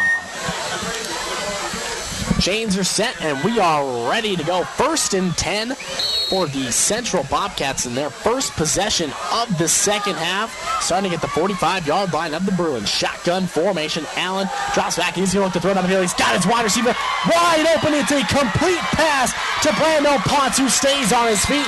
Gets down to the 10-yard line where he is finally tackled by Efren Armenta. But a gain of 35 yards. Our first pass completion of the night, Armand. It's a big game. And who would have thought that out of a pistol shotgun formation where they snap the ball directly to DeAndre Johnson. He does a play-action pass. Trevor Browne, they're not expecting it. That's why they have their safeties as well as their defensive backs, their cornerbacks stacked in that box or somewhere near that box. Does a nice job with the play fake. Finally, he's able to put some nice touch on it. It says wide receiver Brandon Ponce was able to go ahead and beat that shallow defense for a great game. So 1st and 10, a handoff off to the left side and nowhere to go. Wrapped up Ricardo Rodriguez. There is a fumble on the play. The officials will confer to see if the running back was down or not. And they're going to rule it Trevor Browne football. And how about that, Armand? You get a gain of 35 yards and a fumble.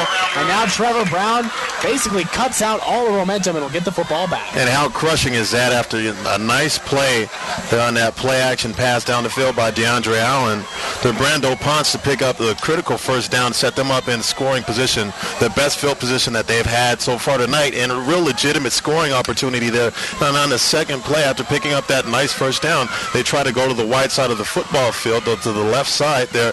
The running back that's not equipped at running to the outside breaking containment, he gets tackled for a loss. Not only that, he fumbles the football back to Trevor Browne, and that's exactly, Trevor Browne's fine with having the football where they're at. So as long as they got number 11 to run that football, try to break containment, pick up first downs, and eat clock, they're in a great situation. It's Central that's got to get the football back and put points on the board here in a hurry. So Jack Brew will bring out his offense for the first time in the second half. 11:06 remaining here in the third quarter. He'll set up shop at his own 16-yard line. One wide receiver split far out to the right. Three running backs in the backfield. Brew under center. Central creeping up defensively as they have all night. And Brew's going to hand to his up back. And Ochoa gains about 3 yards on the play. That'll bring up a 2nd and 7. You know, we really haven't mentioned this, Nick, so far tonight, but at some point in time, that Central defense has got to start to wear down. They've been on the football field for a long period of time. I think they've been on the football field longer than Trevor Browne's defense has been on the field because of Jack Prue and his ability to extend drives with his legs. That'll bring up a 2nd and 7 for the Bruins at their own 18-yard line, and we're going to get a penalty on the play. And we're going to get another delay of game penalty. Or no. Not exactly sure. Oh, there we go. It's going to be a false start on the offense. Not exactly sure what he was doing with his little hand signal there at the start. I think perhaps it might have been the center. Between the center and the quarterback is where they had the false start penalty, but it's going to set Trevor Browne back 5 yards. They got to be careful now. They got the lead. They got the football in Jack Prue's hands, but they can't continue to get penalties and set themselves in bad situations. It's going to be a 2nd and long. Jack Prue under center. One wide receiver split far out to the right. His three running backs in the backfield. Prue's going to hand it off. And he's got his man who's out past the 20-yard line, out to about the 22. Looks like that's Chavarin on the run.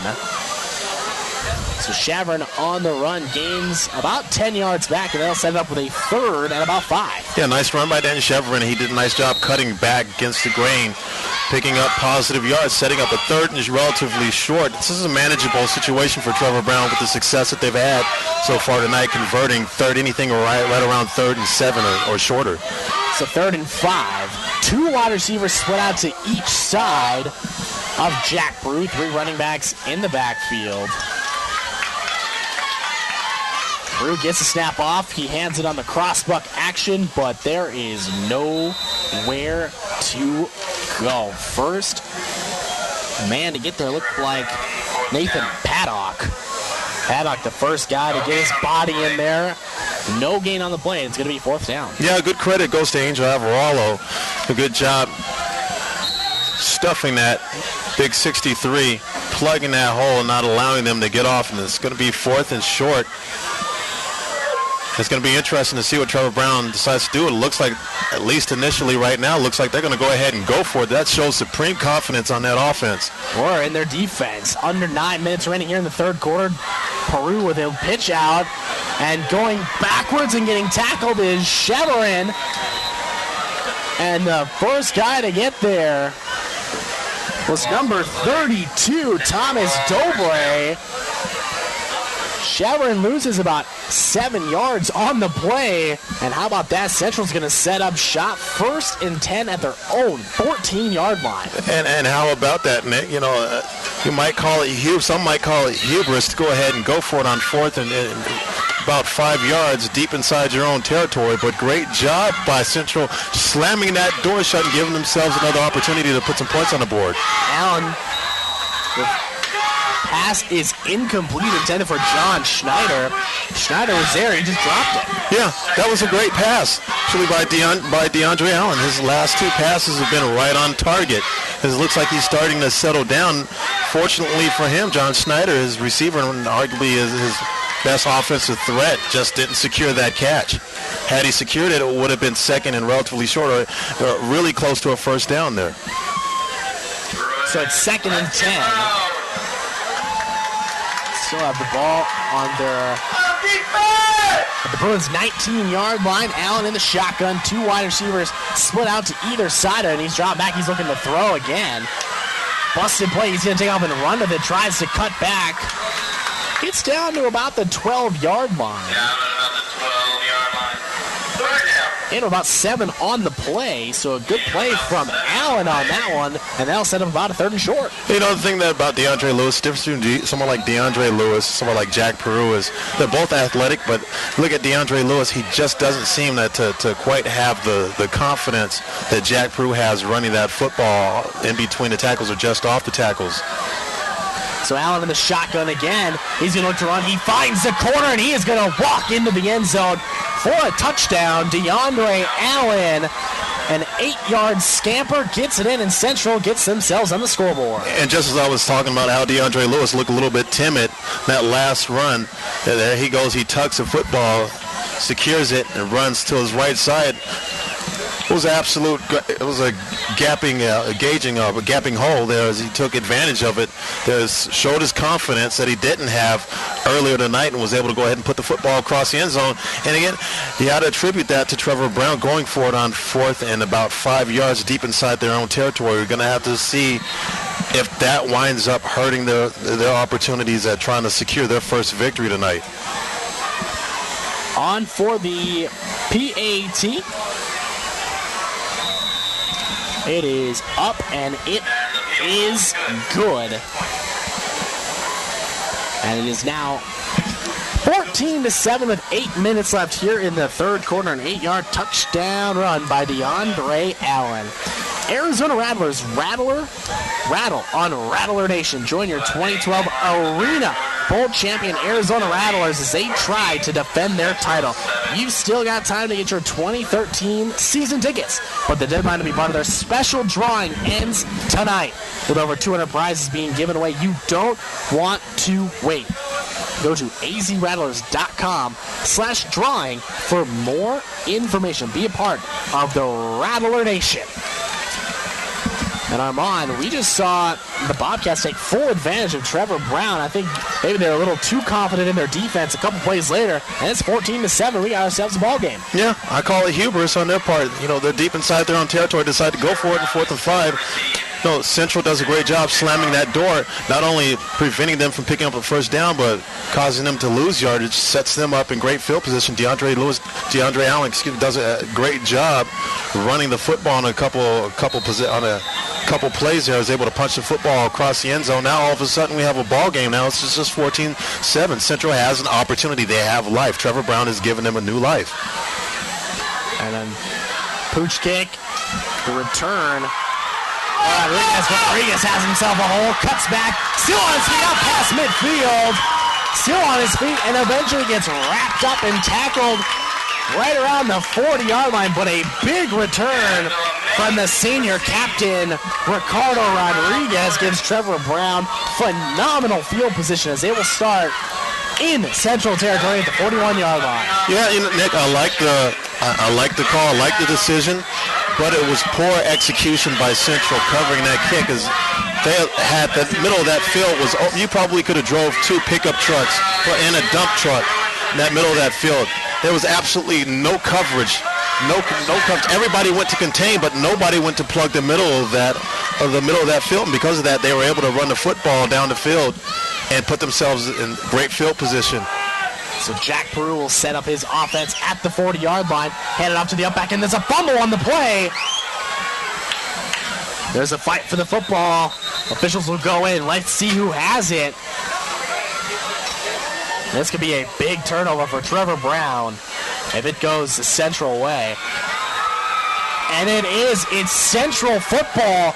And just like that, Central scores a touchdown. The momentum goes back to Trevor Browne with a great kick return, and a fumble changes it back. And I'd love to say that was a great play defensively, and ultimately it wound up benefiting the defense in Central, but it was just a bad exchange between the quarterback and the running back on that handoff. That ball was coughed up off the running back, off the would-be running back, to the defender's hands, and they did a nice job scooping it up, giving Central another possession offensively, and now an opportunity to maybe try to move this football down the field. And something that I've liked what I've seen so far early in the second half is DeAndre Allen is starting to find his targets. He's starting to settle down.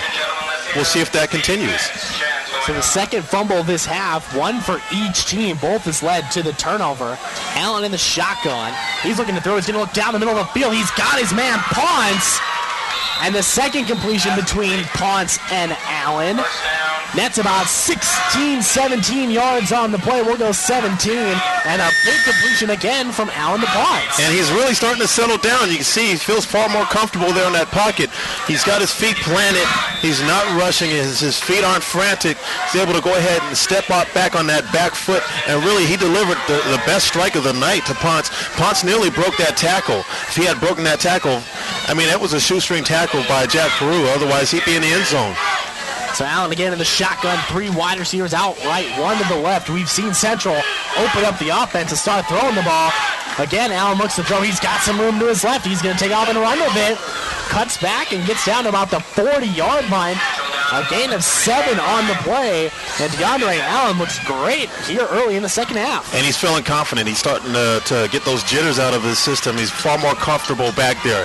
He looked, he dropped back. He saw that there was decent coverage. He decided to go ahead, saw a lot of real estate to his left side, tucked it in, cut it back, was able to pick up about 8 yards, creates a second and short for Central as they continue to march the football down this field. Allen in the shotgun. Again, 3 out right. He's going to drop back. He looks to throw. It's knocked down by the defender. Ponce had it, and it's intercepted.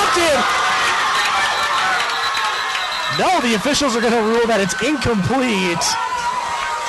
The ball was tipped. Looks like it about bounced off the foot of Ponce. Must have hit the ground instead. It bounced up. The defensive tackle, Noah Cooper, ended up catching the ball, the big D tackle, but the officials ruled incomplete, and that'll be about a 3rd and 3. That it bounced off the turf, and you know what? I was looking forward to watching that unfold, see what happened, what was going to happen there with the big Mr. Noah Cooper, that 6'1", 330-pound senior, with the football in his hands, looking like Refrigerator Perry. 6:28 remaining here in the third quarter. 14-7 lead for the Bruins. Allen has 4 wide receivers out to his right, 1 out to the left for this third and short. That's going to be a design quarterback keeper as Allen goes right up the middle. His offensive line helps push him a little bit. We'll see where he gets the spot. It looks like it's going to be a down by the 35-yard line. That's going to be a gain of 5 and a first down for the Bobcats. Nice play call there for Coach Richard Helton and his offensive coordinator, just going just a direct snap to DeAndre Allen. This allows the athleticism to go ahead and take advantage of the situation there. He's able to get some nice blocks up front, push forward, and continue to go ahead and turn his legs for 5 yards, picks up a first down, and continues to extend this drive. And you start to see Trevor Browne starting to feel a little bit uncomfortable. They're starting to bit back on their heels defensively. For the first time in the game, it looks like Central starting to have their way with this Trevor Browne defense. Allen in the shotgun, man in motion. He's shot back. He's going to do that swing pass. Out to Pons. Pons finds some room. He's still got a block. Got a big block. He's down to the 10-5. Touchdown, Brando Pons. And the little swing pass works a 35-yard touchdown strike from Allen to Ponce. Allen did it with his legs the first time and does it through the air this time. And this is a completely different offense for the Bobcats than we saw in that first half. Yeah, we have a ball game now, Nick. I mean, all of a sudden you got DeAndre Allen starting to settle down, starting to locate his targets. He's getting his feet settled when he throws that football. He's delivering strikes. You saw that nice little screen, that naked screen to Brando Ponce. He caught it, and actually it was a benefit for actually the throw was a little bit short, and it forced Brando Ponce to go ahead and stall, allowed the defenders to go ahead and slip him. He slipped 2 defenders, and beyond that point, once he caught the football, was able to turn upfield, shoulders squarely upfield. He was able to go ahead and turn on those afterburners and outrun the rest of that defense. So 5:46 remaining in the third quarter as the Central Bobcats tie this one up at 14 apiece. DeAndre Allen here in the second half, 87 yards passing and a touchdown, and thrown in about 30 yards rushing with a rushing touchdown. Ponce has been the only guy on the receiving end of the ball, but again, just a completely different offense. If we were to see this from Central in the first half, this might be a blowout. We're looking at night and day between both teams. The first half, you saw Trevor Browne dominate on the ground, particularly with their running quarterback Jack Peru. But here in this, whereas Central, they've had nothing. They weren't able to do anything offensively, running the football or throwing the football. So they only had 35 yards offense in that entire first half. They've accumulated probably twice that amount here early in the the third quarter, with still time left on the clock. It's going to get kicked deep. The return on the play. Looked like that was Jack Peru on the return. Gets it out to about the 26-yard line. Down the 26-yard line for the first and the return on the play was by Ricardo Rodriguez. And that is where Trevor Browne will set up. Now they have to respond on, we saw a couple big running plays, especially at the end of that first half, scoring a touchdown with 3 seconds left. But now they've come out second half. Their defenses look sluggish. Their offense has not been crisp. And it's a tie game. It's going to be interesting to see if they're able to establish that ground attack, and they're going to have to go back to their bread and butter, and their bread and butter has been Jack Peru getting outside of that edge, particularly to that left side. But now Central, they have a new cornerback on that right side, Angel Garcia. So Peru with the cross buckets, Ochoa, and Ochoa still scampers along. He's got the first down and a little bit more. A gain of about 18 on the play for Ochoa.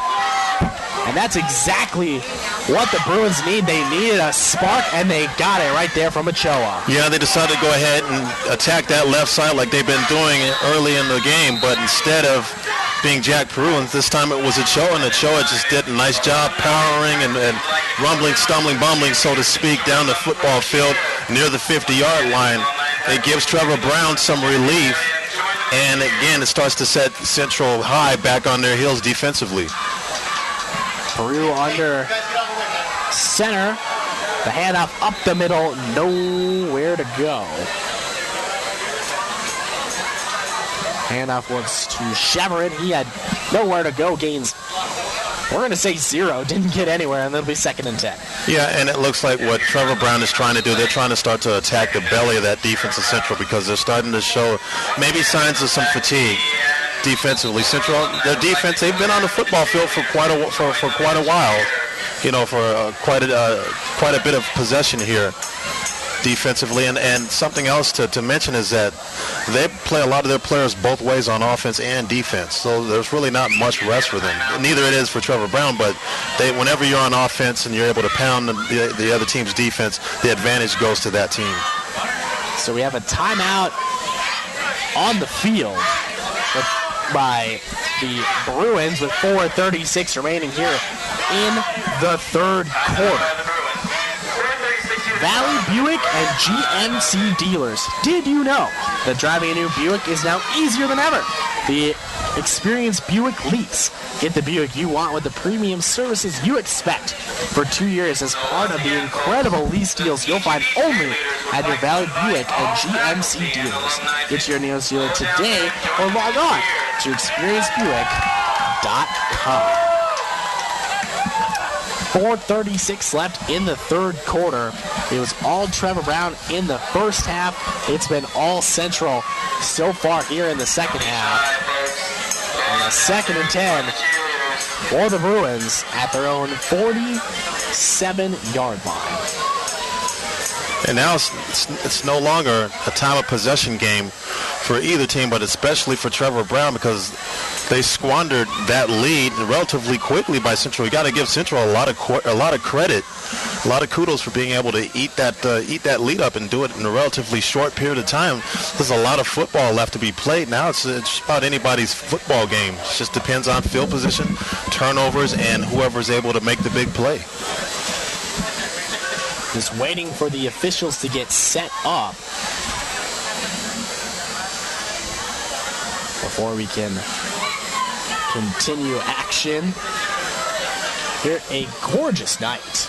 Oh, that's absolutely We're starting to get towards the night, part of the year where it's cooling off a little bit. Now our nights are more in the 80s instead of the high 90s and hundreds. This is the time where you want to be out watching football.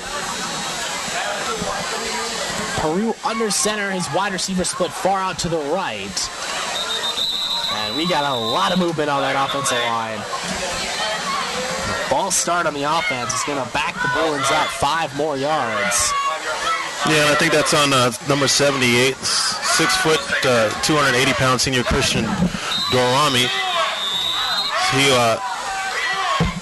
It's easy to see him jump off sides when you got that much when you got that big a player moving any part of his body. Even it's easy for the officials to go ahead and throw a flag on that. Approaching 4 minutes here in the 3rd quarter. Man in motion. And maybe a busted play. Peru trying to find somewhere to go. And he is grabbed by the jersey and ripped down to the ground. Ramon Medina, the first man to get there. A big loss on the play, and that's going to set up a 3rd and very long for the Bruins. And it's a critical 3rd down for both teams. If you're Trevor Browne, you definitely want to try to pick up that 1st down because Central, they're starting to get momentum offensively. You want to try to keep them from possessing that football offensively. And defensively for Central, you obviously want to get it back. You don't want to give them the 1st down. You want to try to contain them, put them in a 4th and long situation because Trevor Browne, they felt confident enough to go for it on a lot of these 4th downs, and they've had success converting them. 3rd and 18. It's going to be a handoff up the middle to Chevron, and he is picked up and dropped again. The first man to get there again is Ramon Medina. We've called his name a bunch tonight. He was the first man up the middle. It's going to be 4th and about 17, and that's going to prompt the Bruins to punt. Yeah, they're certainly not going to go for it in this possession here, in this particular situation, tied 14-14. They're going to give the Central Bobcats the football back. Depending on the punt and the return, could be great field position for Central. Great opportunity for them to see if they can go ahead and, for the first time tonight, get a lead. The ball is back to punt. Central brought the pressure. There's a flag on the field.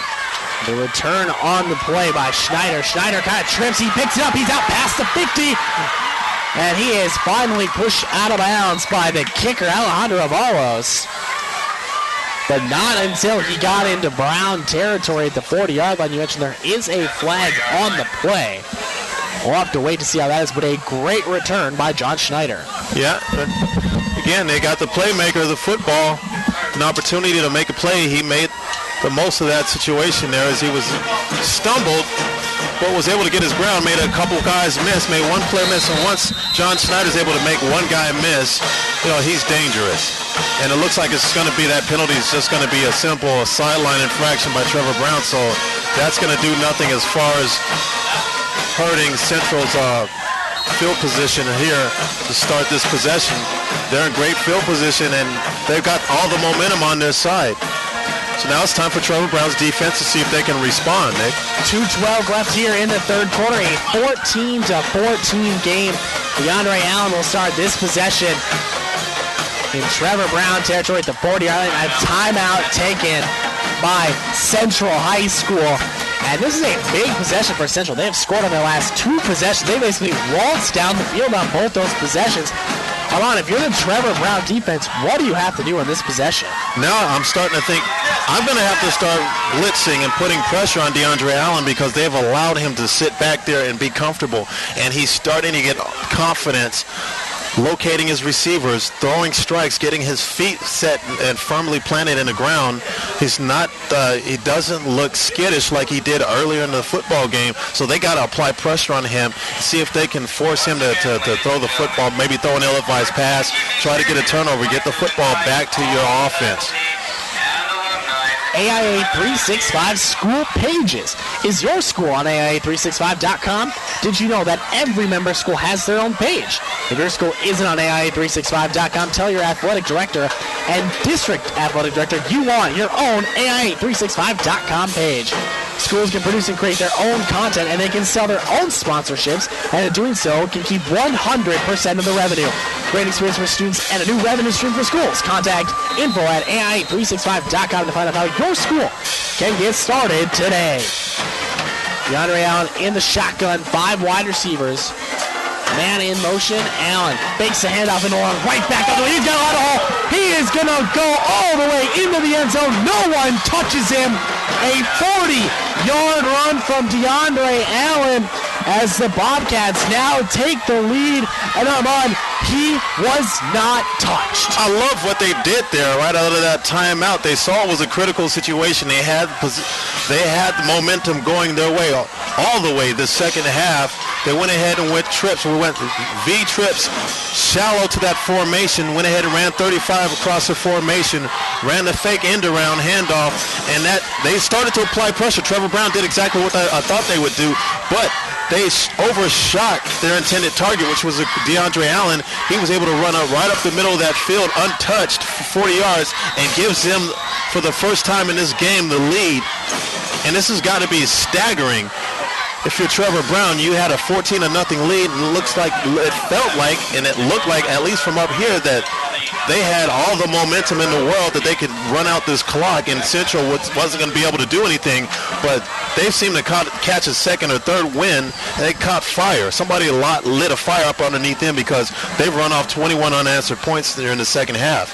Those 21 points scored in the last 6 minutes. The 8-yard run from Allen, the 35-yard pass from Allen to Ponce, and the 40-yard scamper from Allen gives Central a 21-14 lead with 2 minutes remaining here in the third quarter. An offense that has been stagnant all half so far. Trevor Browne, the only big play they had was the Ochoa 18-yard run.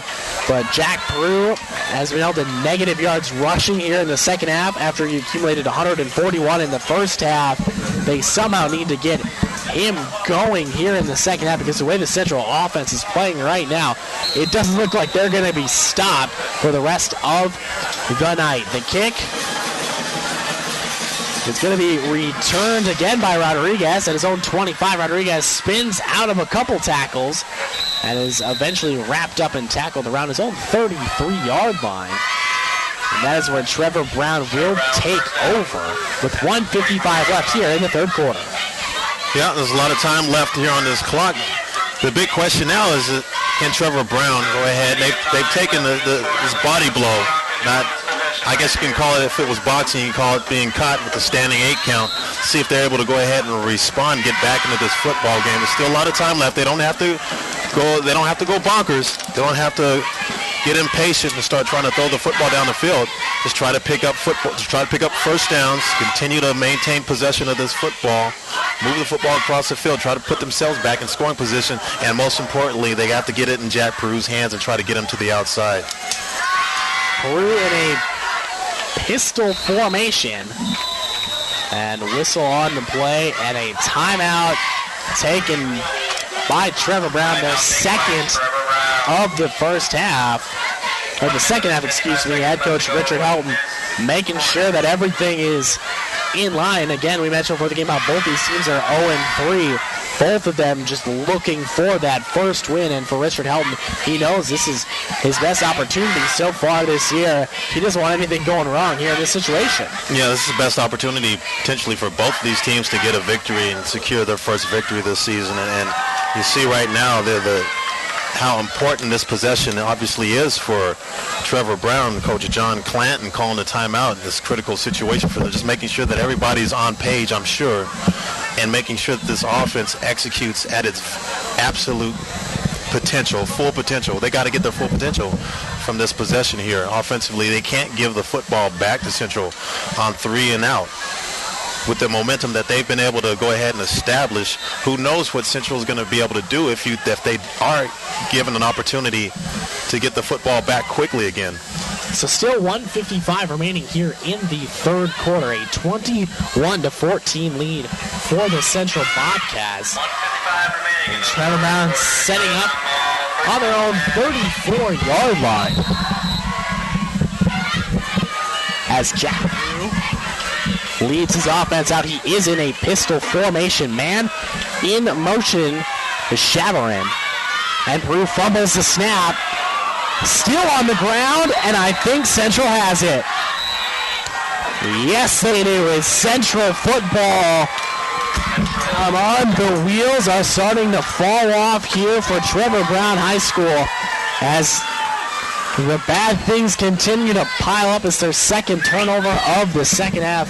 And that one right there, I don't know if that was a bad snap or Jack Peru just maybe lost focus, but another turnover. It looked like a combination between the two. Potentially a bad snap, but Jack Peru looked like he lost his concentration momentarily. Let that football go ahead and fall on the ground. Central was able to pick it up.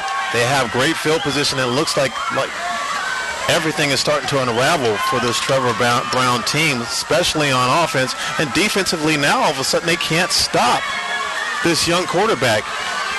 Man in motion, Allen dropping back. He's looking to throw.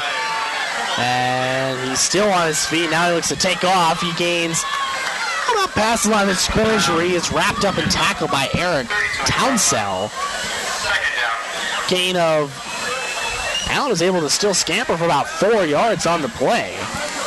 And again, you look at Trevor Browne's defense, they're not putting any pressure, applying any pressure on DeAndre Allen. He's able to sit back there and go ahead and go through all of his reads. Sure, he's a relatively inexperienced quarterback, so he's probably not going through his full progression of reads, but I mean, he's able to go ahead and pull out his iPhone if he wants to and go ahead and text his girlfriend.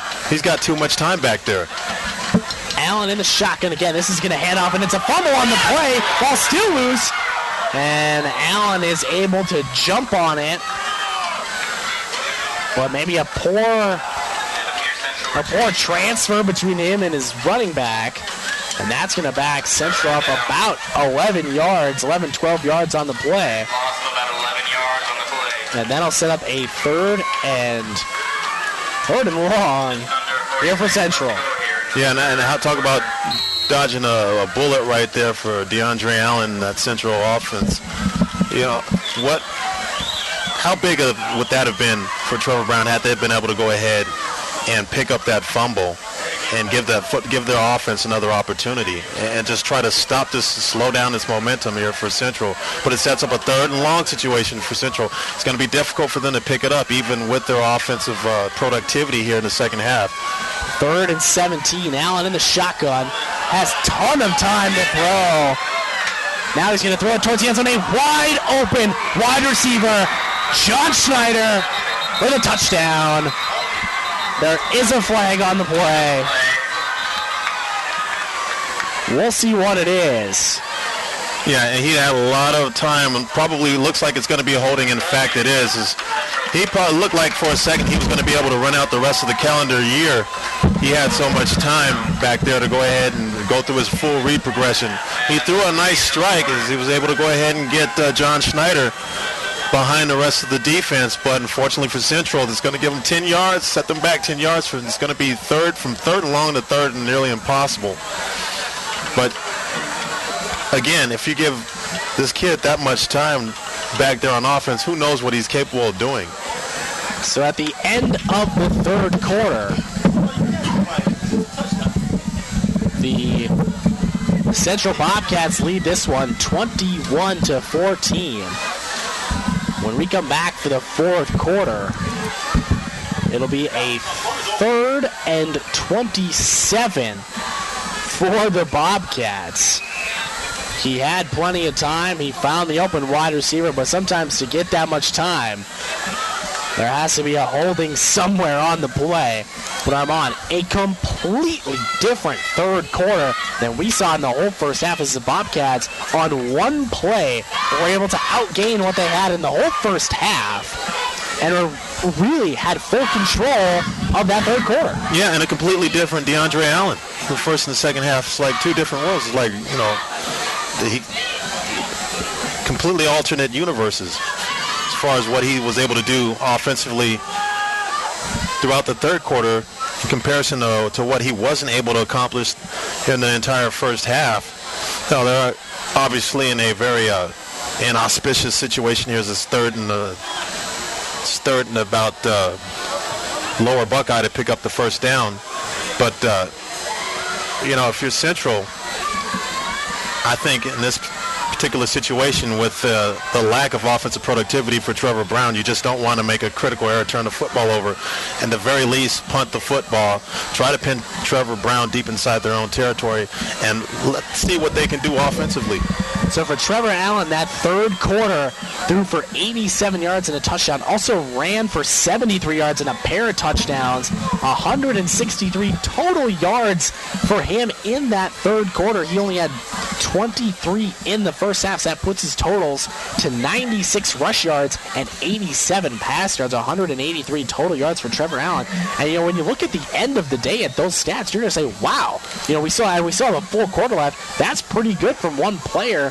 But to think he did 160 of that 183 in one quarter, and we've still got one more to go. 3rd and 27 for Central. Come on, if you're Trevor Browne, what do you have to do to try to get some momentum back in this game? Well, you obviously don't let them convert the first down here, and this particular down, force them to punt the football and try to get some momentum back offensively. And if you can force a turnover, you got to try to strip the football. You got to try to be very, very aggressive as far as tackling, securing the tackles, try to strip the football. Maybe if you can get them to punt the football, maybe you apply a lot of pressure, see if you can take the football off the punter's foot and set yourself up in a better opportunity here. But they got to do something to turn this game around. It's got to be, I believe it's going to have to be defense or special teams, because offensively they've sputtered a lot, and I think that their offense is going to need a jump start somewhere, and I think it's going to have to come from the defense or special teams. 4th quarter action coming up. Bobcats lead it 21-14. 12 minutes remain. A 3rd and 27 for Central, as Allen will come out to start the 4th quarter in the shotgun. 3 wide receivers split out to his left, 1 out to the far right. The officials confirming to make sure that they have the correct spot on the field.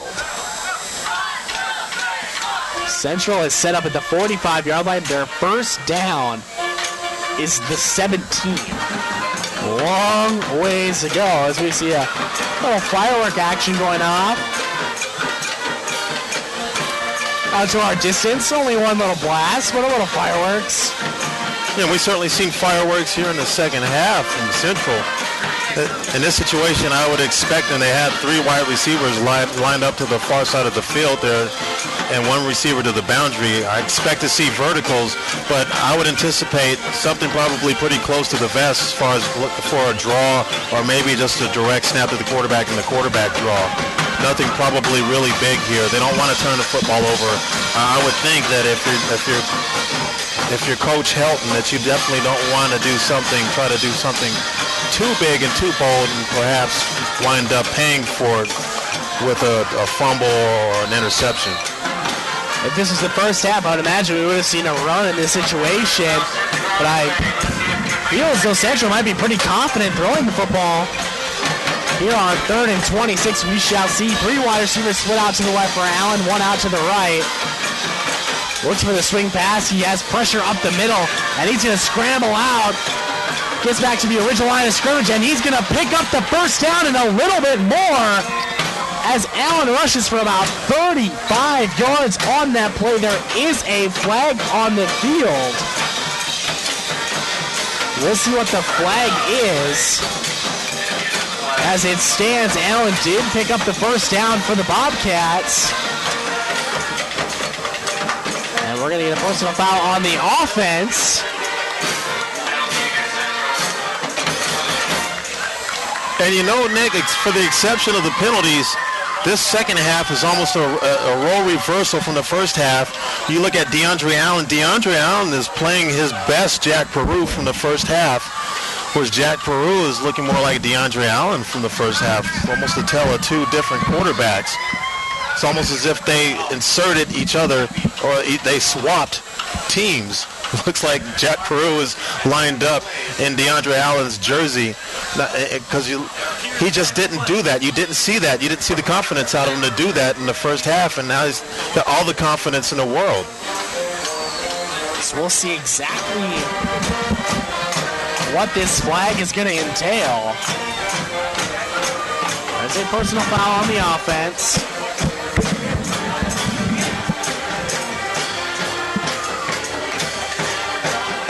And I'm not exactly sure if that's going to be from the spot of the foul. And it is. It's from the spot of the foul. So we'll see if Central ends up losing it down, or if it just remains 3rd down. I think it's going to and it'll remain third, right? Yeah, sorry, Nick. I think, in fact, it is going to remain 3rd down. And actually, with that penalty, even though they picked up the first down, they got set back, and actually brings them a little bit closer than where they initially started in this 3rd down, the previous 3rd down. So 3rd and 22 for Central. Man in motion as Allen is in the shotgun. Allen drops back, looks to set up a screen, and he almost threw an interception. Maybe not the best play, maybe not the best throw from Allen on that one. As it looks as though Central's trying to set up a screen, it didn't work. And it'll be a 4th and 22. That was by far his worst throw there in the second half, as he should have located. He had a wide receiver or his running back that was flanked out. He ran a flat route. He was open. I don't know if he would have picked up the first down, but he certainly had a little bit of real estate. Might have been able to pick up 10 yards. He was fortunate that didn't get picked off. And I just mentioned earlier, the one thing you don't want to do in a situation like this, if you're the head coach of Central High, is put your quarterback in a situation where he could potentially throw the football and turn it over back to Trevor Browne. And that's, in fact, what he almost did. Allen out with 5 wide receivers. He's looking to throw. Scrambles around. He's got a lot of room to that right side. He gets back to the original line of scrimmage, and he's going to pick up the first down and trot out of bounds. A 4th and 23, and Allen is able to pick up the first down on a 25-yard run. And maybe just as important, Nick, is there are no flags on the field. So this play is going to stand. This was a huge pickup. A lot of guts by their coach to go ahead and allow them to go for it on 4th down, but they are up by 7 points and looking to to really try to shut this door on Trevor Browne after Trevor Browne got up early on Central 14-0. And it seems like they're just having their way with this Trevor Browne defense. It looks like Trevor Browne's defense is really tired. That puts Allen over 200 yards total on the day. It's a little swing pass over into the end zone for the touchdown. Central in again. 27 unanswered points. There are some whistles on the play, as some Trevor Browne players are trying to plead their case. Yeah, and it looks like some players may be sucking some gas. Looks like there's an injury in the far side of the football field. Might just be out of breath. Looks like he's bent over, like he's maybe just got the wind knocked out of him. But I think that's kind of, how do I say it? That's almost how you could describe Trevor Browne's entire defense or their entire unit. It looks like their entire unit is out of breath. They took a blow to the gut. And they just have not been able to respond here in the second half.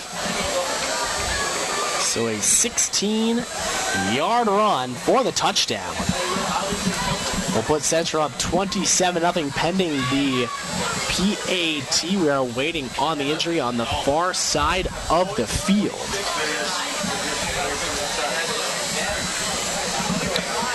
And as we wait, be sure and follow AIA365.com all year long on Twitter and Facebook.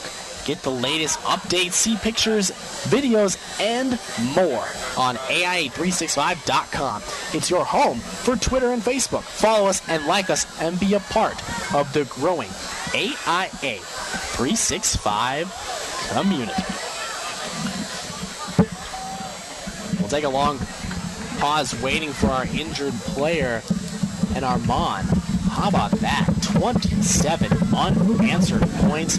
Central's offense, despite having a 4th and 23, able to pick it up. They really, other than a couple penalties, their offense has looked phenomenal this whole second half. It's amazing the amount of confidence that you have to have if you're Coach Richard Helton.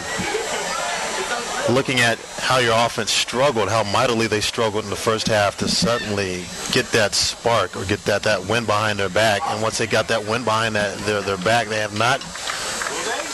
They've been almost unstoppable here in the second half. And whenever you're able to convert a first down on 4th and 20-odd yards and pick it up relatively easily, they look relatively easily picking that up. And then on the next play, you go ahead and you score a touchdown.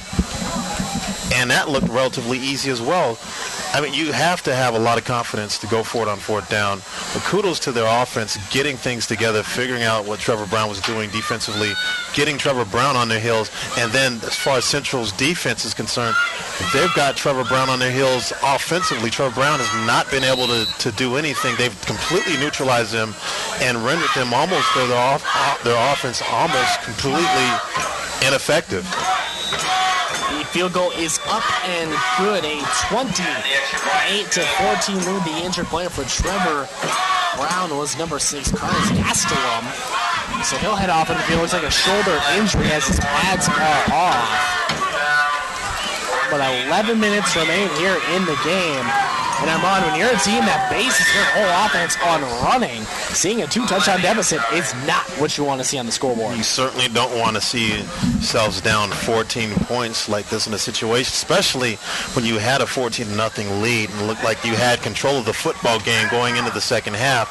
But don't panic. You cannot panic if you're Trevor Browne. There's still a lot of time left on this clock. They've got to start generating some offense on the ground. They've got to go and get their quarterback, Jack Peru, on the edge, on the perimeter, like they did in the first half. Allow him to make plays with his legs.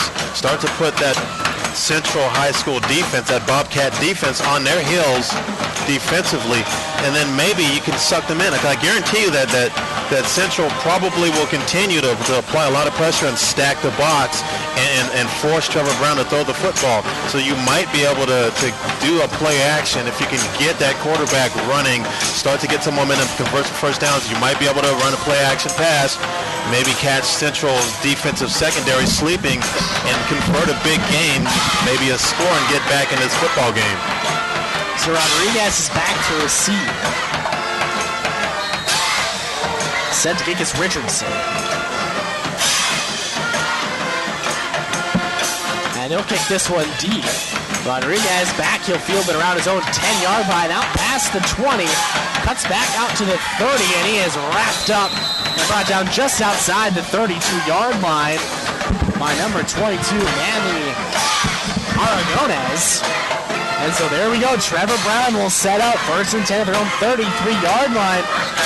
And they need to score on this possession. Yes, there is 10:52 left. But when you're a running team that takes up clock, you got to score on every possession. They absolutely have to score in this possession, but they definitely need to try to convert some first downs, get back in rhythm offensively, start to feel comfortable, get that confidence back, get a little bit of that swagger back offensively. From there, you got to you got to convert some points here.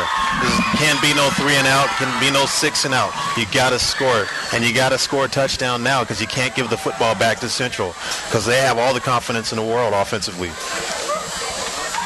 And the shotgun, 1st down, the throw is incomplete, intended for a Chevron. The new quarterback is number 43, who we don't have a number 43 on either roster. I don't have a 43. I don't have actually, Sam Longoria. I have a Sam Longoria, who's typically the fullback defensive lineman. I guess they feel more confident with Sam Longoria back there throwing the football. It says a lot about the lack of confidence that they have in their starting quarterback, Jack Peru. Longoria looks like he's more of the throwing time. He throws a deep spiral down the sideline, and it's intercepted. Intercepted by DeAndre Allen. Who else other than DeAndre Allen? And maybe that's why he is in the game, Longoria, because he had a very good throw, a very good spiral on that one, but Allen comes away with the interception, and it's going to be a turnover for Trevor Browne. Yeah, Longoria has a strong arm there. You obviously saw it there, but fortunately for him, he overthrew his intended receiver by about a good 5 yards there, and DeAndre Allen just simply did his Willie Mays as he played perfect center field, was able to go ahead and pick that off relatively easily. It gives Central possession of the football with about 10 minutes and 48 seconds left on this clock, and they have all the confidence in the world, converting the first downs and being able to move the football like they have, generating the offense and obviously the touchdowns that they've generated from these nice drives. Now they're in a situation where they can eat clock and really try to put Trevor Browne back on their heels, tire them, wear them down, and maybe prevent them from having a real opportunity to put themselves back in this football game. 10:48 left, flag on the play. Flag on the play. Now we're going to get a delay of game. As Central took a little bit too long to get that play in. 5-yard And that'll back them up 1st and 15. For DeAndre Allen, who's done it all tonight. Over 100 yards rushing. Almost at 100 yards passing. And also has an interception on this one. He's going to throw that quick pass out to Schneider. Oh, a quick screen. Schneider dekes out of a defender. A couple more, gets out to about the 30-yard line. A gain of 5 on the play. Which is close to the original line of scrimmage. Even though Schneider doesn't pick up a lot of ground here, a lot of real estate, just see how slippery and how quick he is. And it looks like every time he touches the football, he's maybe just one broken tackle or maybe one missed tackle or one slip or one, fraction of an inch from breaking a long gain. So 2nd and 10 for the Bobcats. Allen in the shotgun. 3 wide receivers split out to his right. Schneider out to his left. Running back joins him in the backfield. And there's a flag on the play. And Schneider's going to look to throw. He's got a man wide open. He's got the completion to Ponce. No one's going to catch him as Ponce is going to run all the way into the end zone. The trickery from Central High School. A little double reverse. There is a flag on the play. I think it's coming back, Nick. I think that's going to be an offensive penalty. And we're going to get an illegal formation on the offense. It'll back Central up and on an amazing trickery play that featured John Schneider throwing the ball to Brando Ponce. for about a 73-yard touchdown. That's going to get called back. And instead, it's going to be about a second and 13. Yeah, and normally I would say I'm surprised at a situation like that, but when you have control of the football game like this, it's a great time to try to run some type of trick play, some gadget play. And they executed that perfectly, for the exception of the false start or the misalignment by the offense. Is something they'll need to work on. I don't know how many times you're going to have opportunity to run that play, but that it looks like, with the exception of the penalties, doesn't seem like their offense can do any wrong. So 2nd and 18. Allen in the shotgun, 5 wide receivers, 3 split out to the right, 2 split out to the left. Allen's going to keep this one himself, and he is picked up and dropped. Stuffed on the play, Wesley Woods. There is another flag on the play. Could be in the area of holding. And it seems like this is the only thing that Central High has had problems with here in the second half, is just too many penalties that are being committed by them, but still waiting to see. It looks like they're conferring with Trevor Browne's defense, the big defensive lineman. So in fact, it looks like it is going to be on Central, and then they're just determining whether or not they want to accept the penalty or not.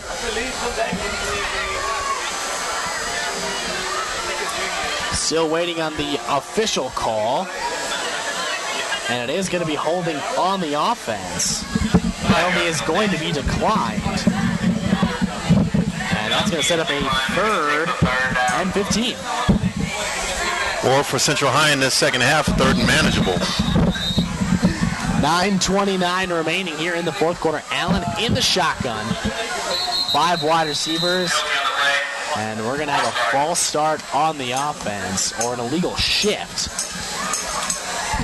on the offense. That's going to back up the offense even more.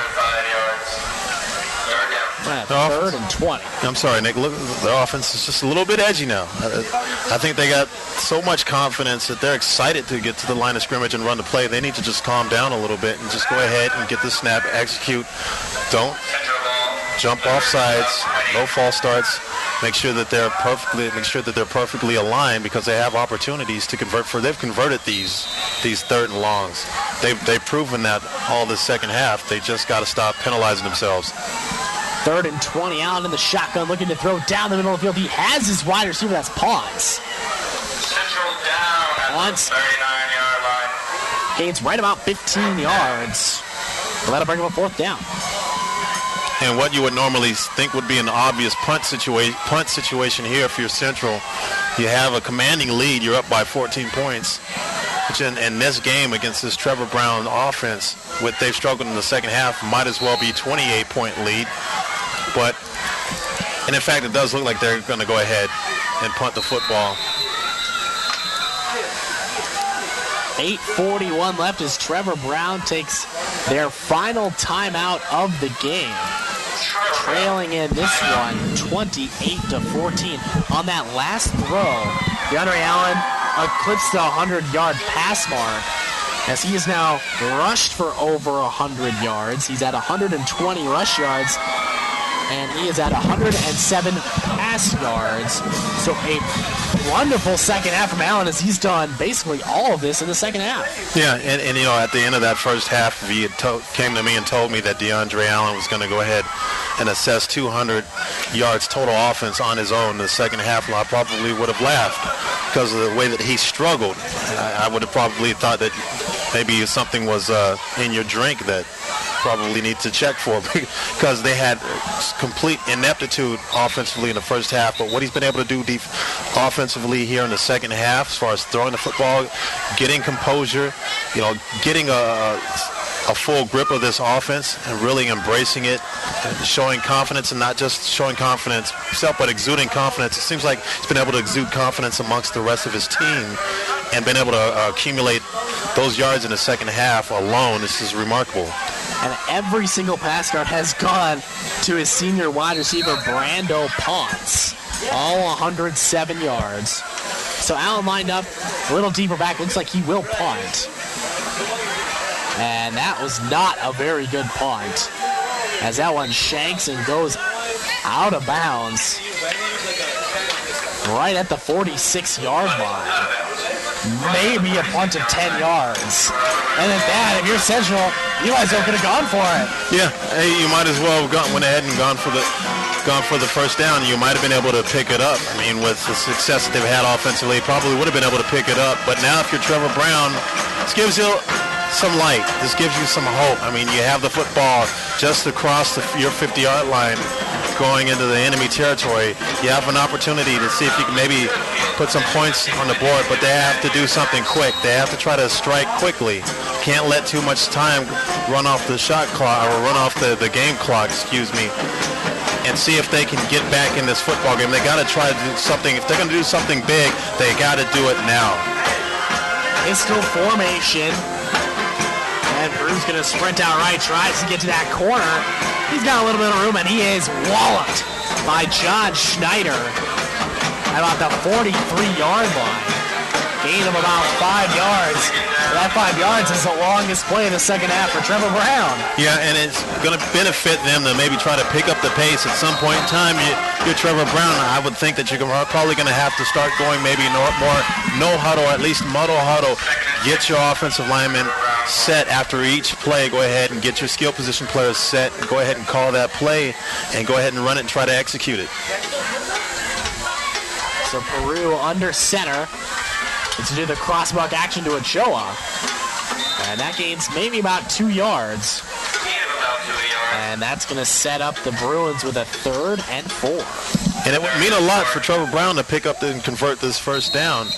No, this is a kind of a slow-moving possession here, the first couple plays, compared to what Central's been able to do offensively. But a first down would be huge for Trevor Browne to try to get some momentum back, any type of momentum back. Trevor Browne needs a pair of scores to knot this one up. Peru under center, 3rd and 4 from the Central 42-yard line. 3 running backs behind him, and he's looking to throw, but he's got nowhere to go. Now he scrambles out to the left, tries to go back right. He's hit, stays on his feet. Somehow Zach Peru still on his feet, and then he is wrapped up and thrown to the ground by Brando Pons. I think we've called a lot, and that's going to be a loss of 2 yards. Peru was all over the place. He tried his hardest to get some sort of yards, and all that worked for a loss of 2. Yeah, in Central, the difference between what's happening right now here in the second half and what accumulated in the first half was that Central has been able to contain him far better than they did early in the game. You saw Peru bouncing around the backfield like a pinball machine, doing his best to try to escape, but was slammed down for a 2-yard loss. Sets up looks like a 4th and relatively long situation for them to try to convert the first down for Trevor Browne with their ineptitude here in the second half. 6:27 left, the timeout by Central. Timeout taken by Central. John Clanton making sure his defense knows what to do on this 4th down situation. If you stop Trevor Browne on this 4th down, that almost puts the books for the Bruins tonight, almost puts the game on ice, especially the way Central's offense has been playing in the second half. Yeah, if Trevor Browne, if they're not able to convert this 4th down, this critical 4th down situation, you pretty much slam the door shut if you're Central, and you can pretty much consider yourselves victorious your first game this season, going 0-3, and being absolutely throttled last week by Pinnacle. Grand Canyon University. Are you ready to finish your college degree? Then transfer to Grand Canyon University. Choose your degrees in business, liberal arts and science, fine arts, education, and healthcare. Contact us today for your personal transfer plan, detailed course schedule, and scholarship opportunities. Make sure to visit transfertogcu.com.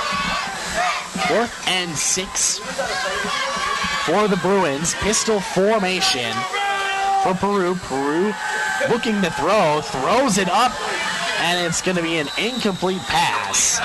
It was intended for Daniel Chavarin. And that's going to be a turnover on downs.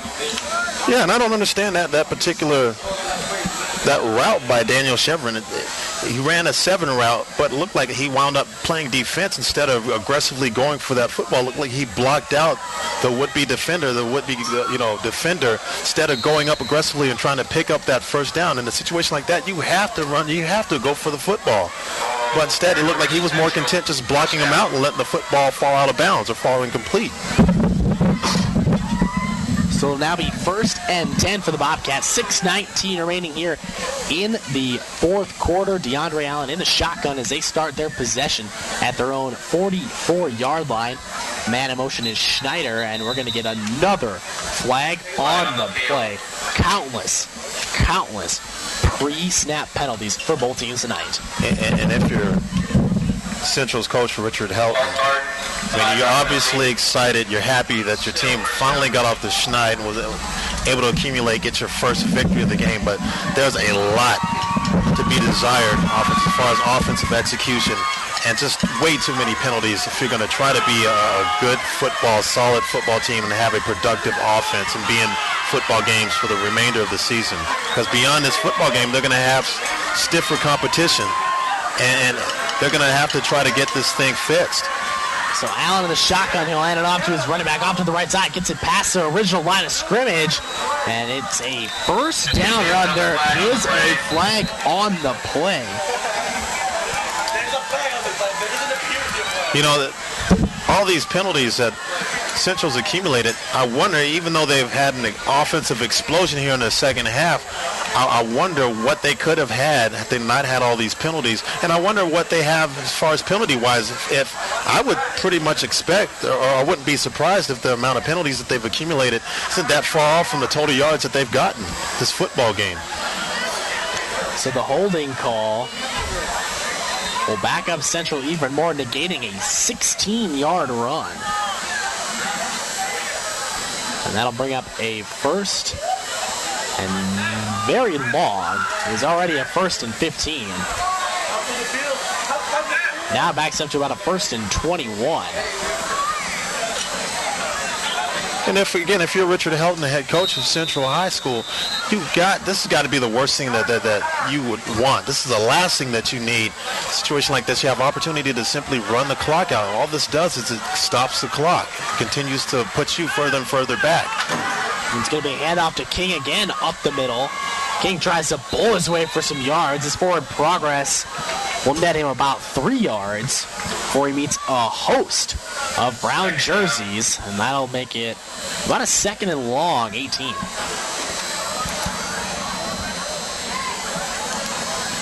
I believe the Bobcats are probably right now just content with running this clock. We're under 6 minutes and up by a pair of scores. Yeah, they can take their time, and I'm sure they're taking their time in their huddle. So making sure, they have to make sure that everybody's on the same page, that nobody's jumping off sides, you're not having any, illegal shifts or illegal motions, and just simply try to eat clock. Don't hold. Try to play try to execute as cleanly as you possibly can. Allen with the fake handoff. He's going to keep it himself. Tries to get out to the left. Picks up about 5 yards before he is tackled by Noah Cooper. And that'll bring up still a 3rd and long, 13 for the Bobcats. But at this point, I would imagine they'll probably just come out and run the football again as we're under 5 minutes. This is that time of the game, in that situation where Central's in, where you just simply want to have the football close to your vest. You just want clean execution. Simply, if you can pick up the first down, great. If not, you eat more clock and simply punt the football back to Trevor Browne. They've had a rough time at it offensively, and try to set them back in their heels, give them bad field position. But, again, here's another penalty. And another delay of game penalty. It'll back up Central 5 yards. It'll be 3rd and 18. And if you're head coach John Clanton, you mentioned he might be happy with a victory tonight, but he cannot be happy with all of these penalties. I'm sorry, Nick. It's just poor execution. Yeah, poor execution. I'm sorry, Nick. Allen in the shotgun. He'll sprint out right, looking to throw the ball. And it is an incomplete pass. And that's a interesting call, as that stopped the clock here with 4:10. You would think in this situation, you're just going to try to run the ball and keep that clock running. Yeah, you would think that you would simply run the ball, keep it close to your vest. There's no need to really try to pick up first downs. Your situation, you're around midfield, you're right around your 40-yard line.Maybe you pick up some positive yards, maybe get it near the 50-yard line and simply punt it and try to put Trevor Browne, set them back on their heels. They've not been able to move the football offensively all second half, really, with any consistency. So I don't know why you would try to run a pass in a situation like this and potentially stop the clock, which is exactly what they did. Allen, a much better punt than his last one. He'll get a decently friendly central roll, and it'll be touched about the 24-yard line. So that was a good punt right there from DeAndre Allen. And now with exactly 4 minutes left, the Bruins need to travel 75 yards to get one score, then need to get a stop, and then get the ball back. And they have to do all of that without any timeouts. And without any timeouts, without any penalties, without any mistakes, and you're asking a lot of this team. Something that was interesting on that particular punt that I didn't see that I thought that I would see. I thought I would see a lot more pressure from Trevor Browne. It seems like it looked like they're just content being in this situation, being down by 14 points when you desperately need to try to make something happen to give your offense the best field position that they could possibly get. But they didn't apply any pressure to him. They allowed DeAndre Allen to go ahead and kick the football back, punt it back to them, and set them back deep inside their own territory. Peru will sprint out to the left on the option. He's going to pick up about 5 yards on the play. Second down. Going to bring him a second and 5. And something that I'm seeing that I don't like from Trevor Browne is that they continue to run a huddle, and it looks like they're just lining up to their own leisure, calling a play, walking out the line of scrimmage, looking at the guys. The guys aren't hustling. They're not running the line of scrimmage. It's like they're just content with where they're at right now and possibly accumulating another loss on their record. Peru in the pistol formation. He's going to drop back, looks to throw. Now he's going to sprint out. He's going to take it off and run out past the 35, and he bulls over a defender and gets out to the 40-yard line. And the 5'7" Jack Peru just took on a defender head on and plowed him over and ends up picking up 10 yards. And on the other side, you see a defender down on the far side of the football field. Looks like it's number 5. Looks like that's Eric Townsend, their linebacker for Central.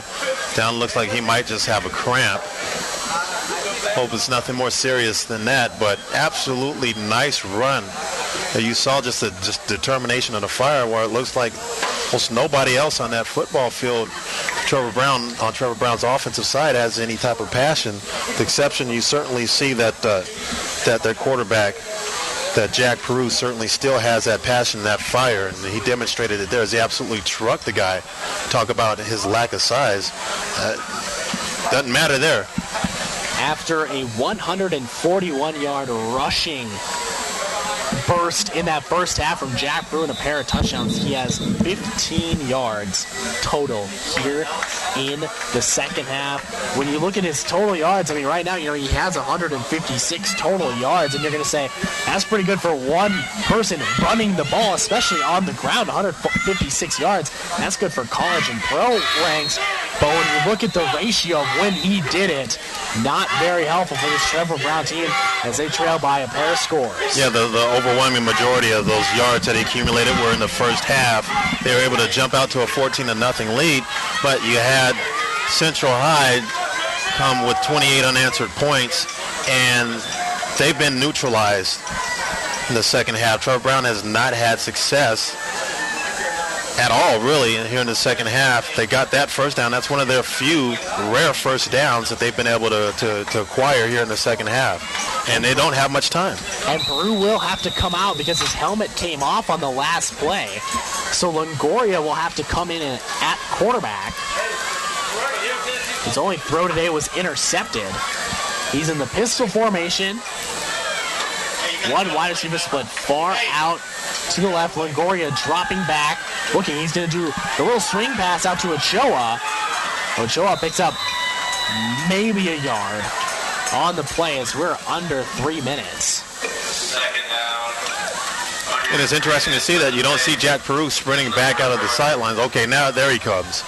He's going to come back into this football game. But again, there isn't any sense of urgency from Trevor Browne. They're down by 2 scores with about 2 minutes and 25 seconds and counting left on this clock. They've got to get a sense of urgency to line up. They should have some type of no huddle formation, something that they have already prepared that they can just go to it and try to execute. So Longoria is going to stay in at quarterback.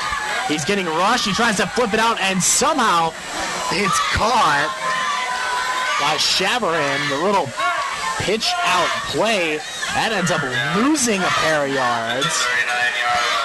And it'll be 3rd and 10, under 2 minutes here in the 4th quarter.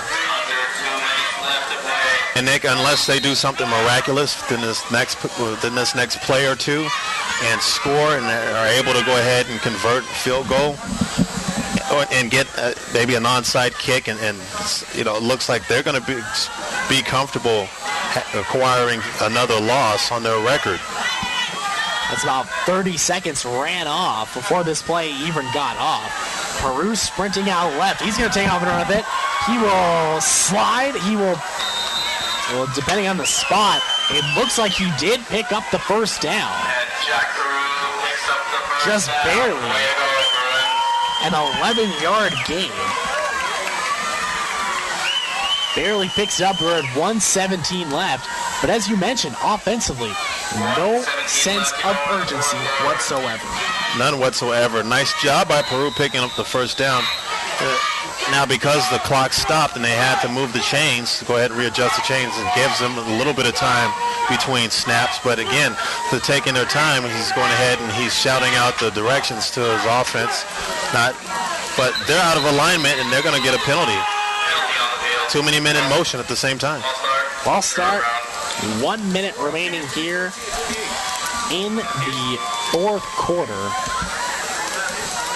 As you mentioned, 2 guys moving at the same time.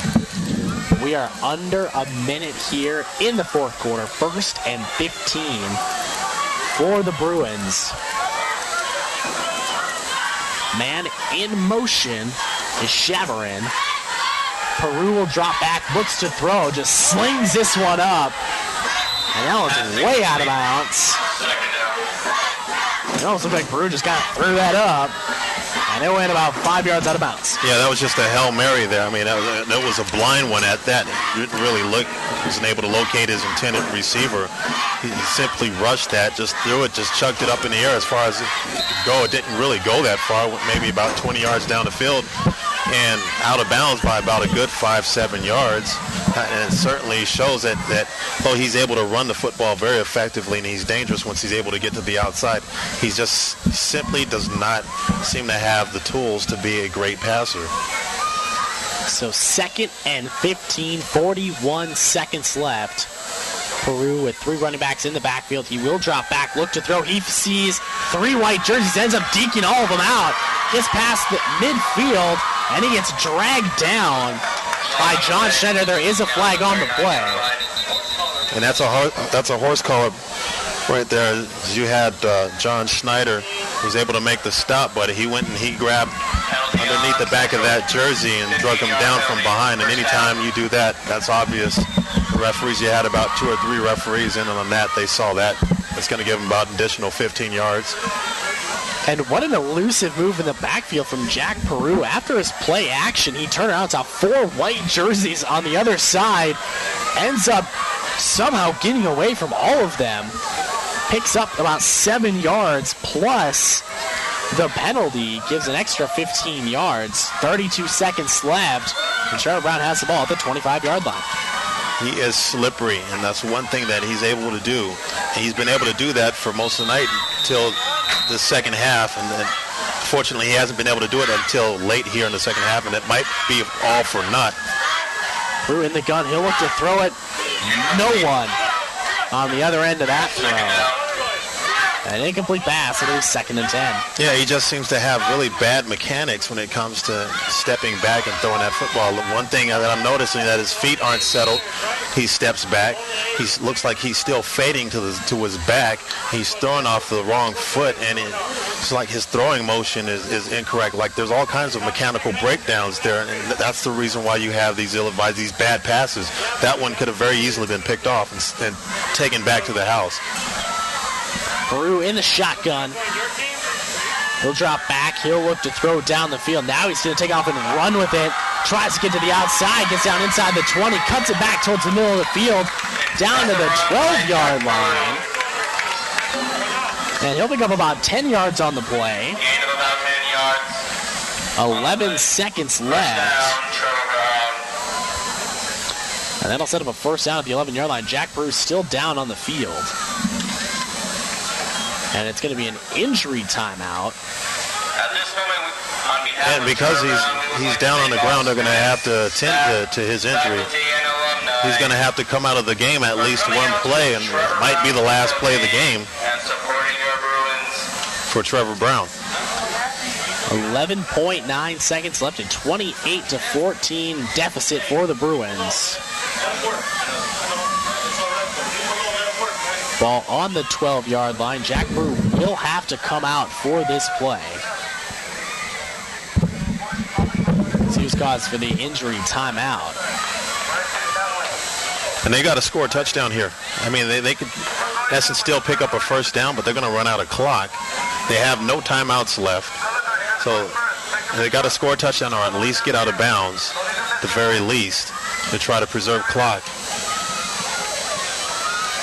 And it looks like, in fact, they got Jack Peru back in the ball game. So still in. So maybe Central did have another timeout. Not exactly sure. I thought they used them all, but nonetheless, Peru is still in the game. Big pressure coming. Peru's going to look to the back of the end zone, ducks it up, and it's almost intercepted. Incomplete. DeAndre Allen had it in his hands. Second down, Bruins. And it looks as though Ricardo Rodriguez basically became a D-back on that play.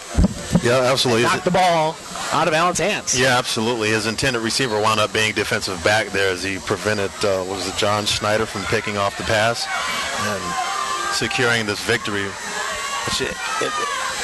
It's all pretty much extracurricular at this point in time. Looks like Central is going to come away with their first victory this season. Trevor Browne just looking to add a couple more points to the scoreboard. Yeah, in this situation, you're just simply playing for pride. Peru in the pistol formation. Sprint out, and he sees a bunch of white jerseys. That time he's not going to get away as he is dropped and sacked. And this one is over. Central High School gets their first win of the year. They move to 1-3 as Trevor Browne on the night the field is dedicated to Coach Bill Minton drops to 0-4 on the season. And Armand, if there was ever a tale of two halves in a football game, we saw it here tonight. In the first half, the Bruins led 14-0. Jack Peru 141 yards, a pair of touchdowns. Ochoa had 35 rush yards, only about 30 yards total for the Bobcats. And then we saw the second half, complete opposite. Peru got it going later in the game. He finished with 181 total yards, but it was all DeAndre Allen.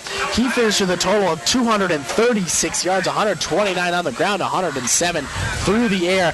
What did you see tonight, and why was this the game? Why did it end the way it did? It looked like a tale of two halves, and not just a tale of two halves, Nick, but it also looked like a tale of two quarterbacks. From the first half, as you mentioned, Jack Peru could do no wrong, particularly with his legs, getting to the outside, making players miss, breaking tackles, doing the seemingly impossible, making it possible somehow. Whereas in the second half, I think Central did a nice job game planning, or finding out how to neutralize their offense, and particularly Jack Prue, whereas DeAndre Allen in the first half, he looked completely confused out there.